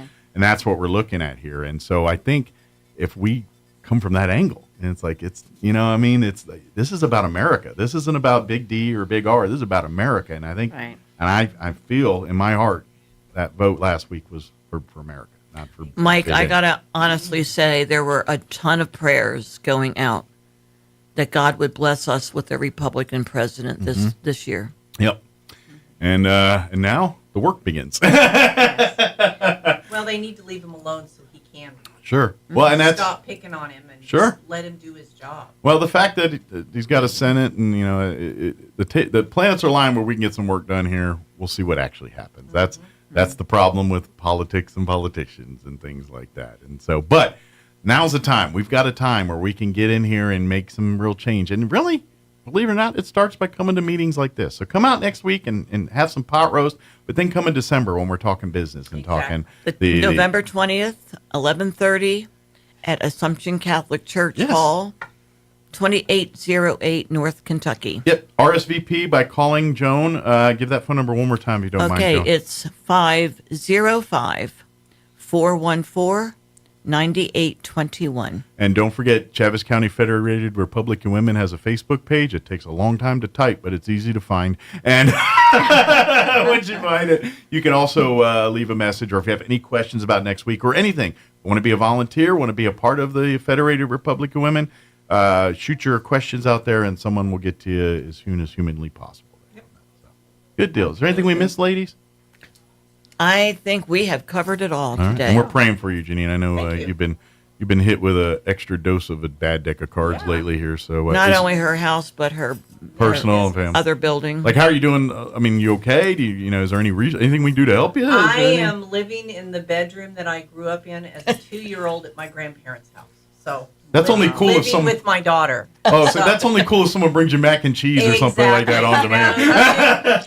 You shouldn't be living with your daughter. They should be living with you. So, but now I'm living with them. Sure. So it's kind of a brain tweak. Are you dealing with remember growing up to your rules in your house? Now you're I'm growing up. waiting for Grandma to haunt me. I was to say. At her house. It's like, is there a little bit of revenge coming? Like, remember all those things you made me do, and now it's your turn. Yeah. But it's been interesting. We've Okay. gutted a 1947 house, and now we've got to try to rebuild it. And I don't know that you can rebuild cement plaster in this town. Probably not. So it's going to be interesting, and copyright is gutted also. So it's part of the game. It is. I'm so sorry but if there's anything we can do, please don't hesitate to reach out. I know you're one of those people that when these things are going on, you're the one helping out. She's a very strong lady. Absolutely. So when My people, breakdown is in February. So after you've already taken over, February, I'm going to have a breakdown. So. She's waiting. we're waiting. We're praying for you and your family, and Thank please, if there's anything we can do to help out or you. make it easier, please don't hesitate to reach out. It'll all come out. That's what this community is about. Like, it sucked. And a lot of us have lost things, but you know what? We are great people. And I was talking a little bit about this on the Veterans Deal on Saturday. It's been a rough time for folks. Yeah. But you know what? It's been also one of the most beautiful things in Roswell history I've seen too. Yeah, the community has helped tremendously. Yeah. When people just show up for no reason at all other than what can I do to help? Exactly. That's humanity at its best. And you don't know what to tell them. Mm-hmm. It was amazing to see. It was very amazing, but you just don't know what to tell them because I'm used to doing everything myself. And it was and usually we're the other end. Yeah. Like things happen and we rally to help because that's what we do and want to do. And this was that first time to be on the receiving end a little bit, and now I know how to feel. Yeah, part of me feels I've got the veteran brain. I don't need no help. Don't touch me. I'm fine. I'm exactly. There's that going on, but at the same time, I also understand I'm a stubborn SOB, and I know I'm just lying to your face right now. You know what I mean? And I am very appreciative, and that's in days when you get mad and you hear and you see the dumbest things. And you get so mad, and then this happens, and you're like, all right, people are amazing, humanity is, we're going to be all right, even though some days I don't feel like it. We're going to get through it because deep down at the core, we have some great people here, and they will literally give you the shirt off their back to help you because that's the right thing. Correct. It's just And- great to see the community coming together to help everyone, Yep. help one another. And so, yes, I do not want to go through this again. I don't want to deal with all the crap we're dealing with right now. But at No. the same time, if this is what it took to see how great this community was, then I'm accepting it. Yeah. If that you makes know sense. who your friends are at the end. Yep. And I know that's a lot easier to say when you're not as impacted as other people, but it is. And so just we're praying for everybody and whatever we can do to help. And likewise, everybody out there, if you need help, let's reach out. We're all going to get everybody through this one way, shape. It'll be good. Good deal. But anyway, we'll see you all next Wednesday. Thank Come eat a bunch of pot roast and Thank celebrate you. veterans. Thank you for having us. Thank you. Anytime. Thank We'll see you next month. Thank you.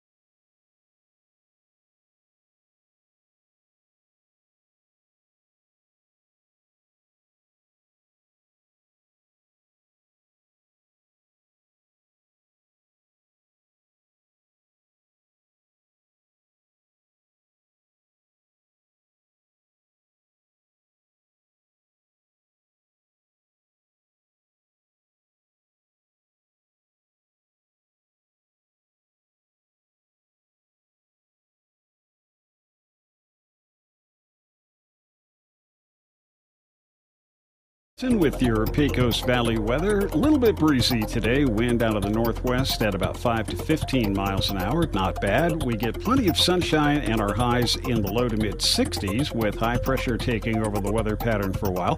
Overnight looks clear, lows near 30. Then we'll be a little bit cooler on Wednesday with upper 50s. We keep the sunshine. Warming up on Thursday, upper 60s and sunny. That's your latest forecast. I'm meteorologist Steve Hamilton. With the Wall Street Business Report, I'm Bill Alexander. U.S. home builder sentiment rose to a 7-month high in November, and expectations for sales in the next 6 months surged to the highest in about 2.5 years after a Republican election sweep fueled optimism for regulatory changes that could lead to more residential construction. Spirit Airlines has filed for bankruptcy protection, the no-frills U.S. travel pioneer said on Monday, after struggling with years of losses, failed merger attempts, and heavy debt levels. It is the first U.S. major airline to file for Chapter 11 in more than a decade, after a proposed $3.8 billion merger with JetBlue Airways collapsed in January. Walmart shares are set for their best yearly gains in over 2 decades as the retail giant's low prices for everyday essentials give it an edge over competitors facing weak demand from budget-conscious consumers. The stock has gained about 60% so far this year. For the Wall Street Business Report, I'm Bill Alexander in Washington. So your pecans aren't as big and bountiful as they used to be? Well, what would Jim Gill do? Hi, this is Ben from Roswell Seed Company. Few people knew as much about pecans as Jim Gill. And if he were here today, he'd tell you it was time to fertilize. He'd tell you just what you need and show you how to use it. Then he'd make some joke about your neighbors making fun of your nuts. So when there's trouble with your pecans, head for Roswell Seed Company and ask them, what would Jim Gill do? Happy Honda Days are here, and that means a great new ride just in time for the best deals of the year. Like 2.9% APR for 60 months or 3.9% for 72 months on Honda Passport, 3.9% for 60 and 4.9% for 72 on Honda Pilot and Accord, and 4.9% for 60 and 5.9% for 72 on Honda Odyssey, Civic, and Ridgeline. And with every purchase, Roswell Honda's hooking you up with a giant roasting pan along with gift cards for your holiday feast. Happy Honda Days on now at Roswell Honda, 2177 West 2nd. Your home for Sean Hannity in Roswell. 106.5 Roswell's Talk FM, KEND, Roswell, New Mexico. And good morning. We're closing in on 9:58, about ready to wrap up today's show. Of course, if you missed any part, you can go back and check it out at your leisure. Just log on to ksvptv.com, click on the Mornings with Mike Winters channel, and you'll find all of our interviews there. We replayed our interview with Chaves County Manager Bill Williams in the 7 o'clock hour. And then, of course, we just replayed our interview with the ladies from the Chaves County Federated Republican Women.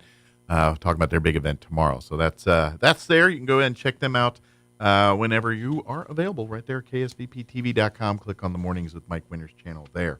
Also, don't forget, we do have playoff football Saturday. Roswell Coyotes, the 1 seed, will be in action. We'll have that game for you right now. Just radio coverage at 1 p.m. right here on 106.5 Roswell's Talk FM. You can hear audio only also at ksvptv.com in the Roswell Coyote channel. Artesia Bulldogs, the 2 seed, also will be in action, taking on Gadsden at the Bulldog Bowl, same time Saturday at 1 p.m. We'll have that game for you. Again, audio only on our sister station, 990 AM KSVP in Artesia, or 93.7, the translator there, or audio only, ksvptv.com in the Artesia Bulldog channel. So either way, you'll be able to catch those games. We have not received video permissions, to my knowledge, yet. So if we do, I'll let you know. But generally speaking, when we get to the semis, not going to happen. So anything before we go? We got about 10 seconds. Don't forget, set your faucets to drip or trickle. That's right. Tonight. Cold trickle or Wally drip, whatever you want to do. So, all right. That's going to do it for us. So your pipes don't freeze. That's right. You don't want that 30 tonight. Have a great day. We'll talk to you bright and early tomorrow. Your home for Sean Hannity in Roswell. 106.5 Roswell's Talk FM, KEND, Roswell, New Mexico. News this hour from townhall.com. I'm John Scott.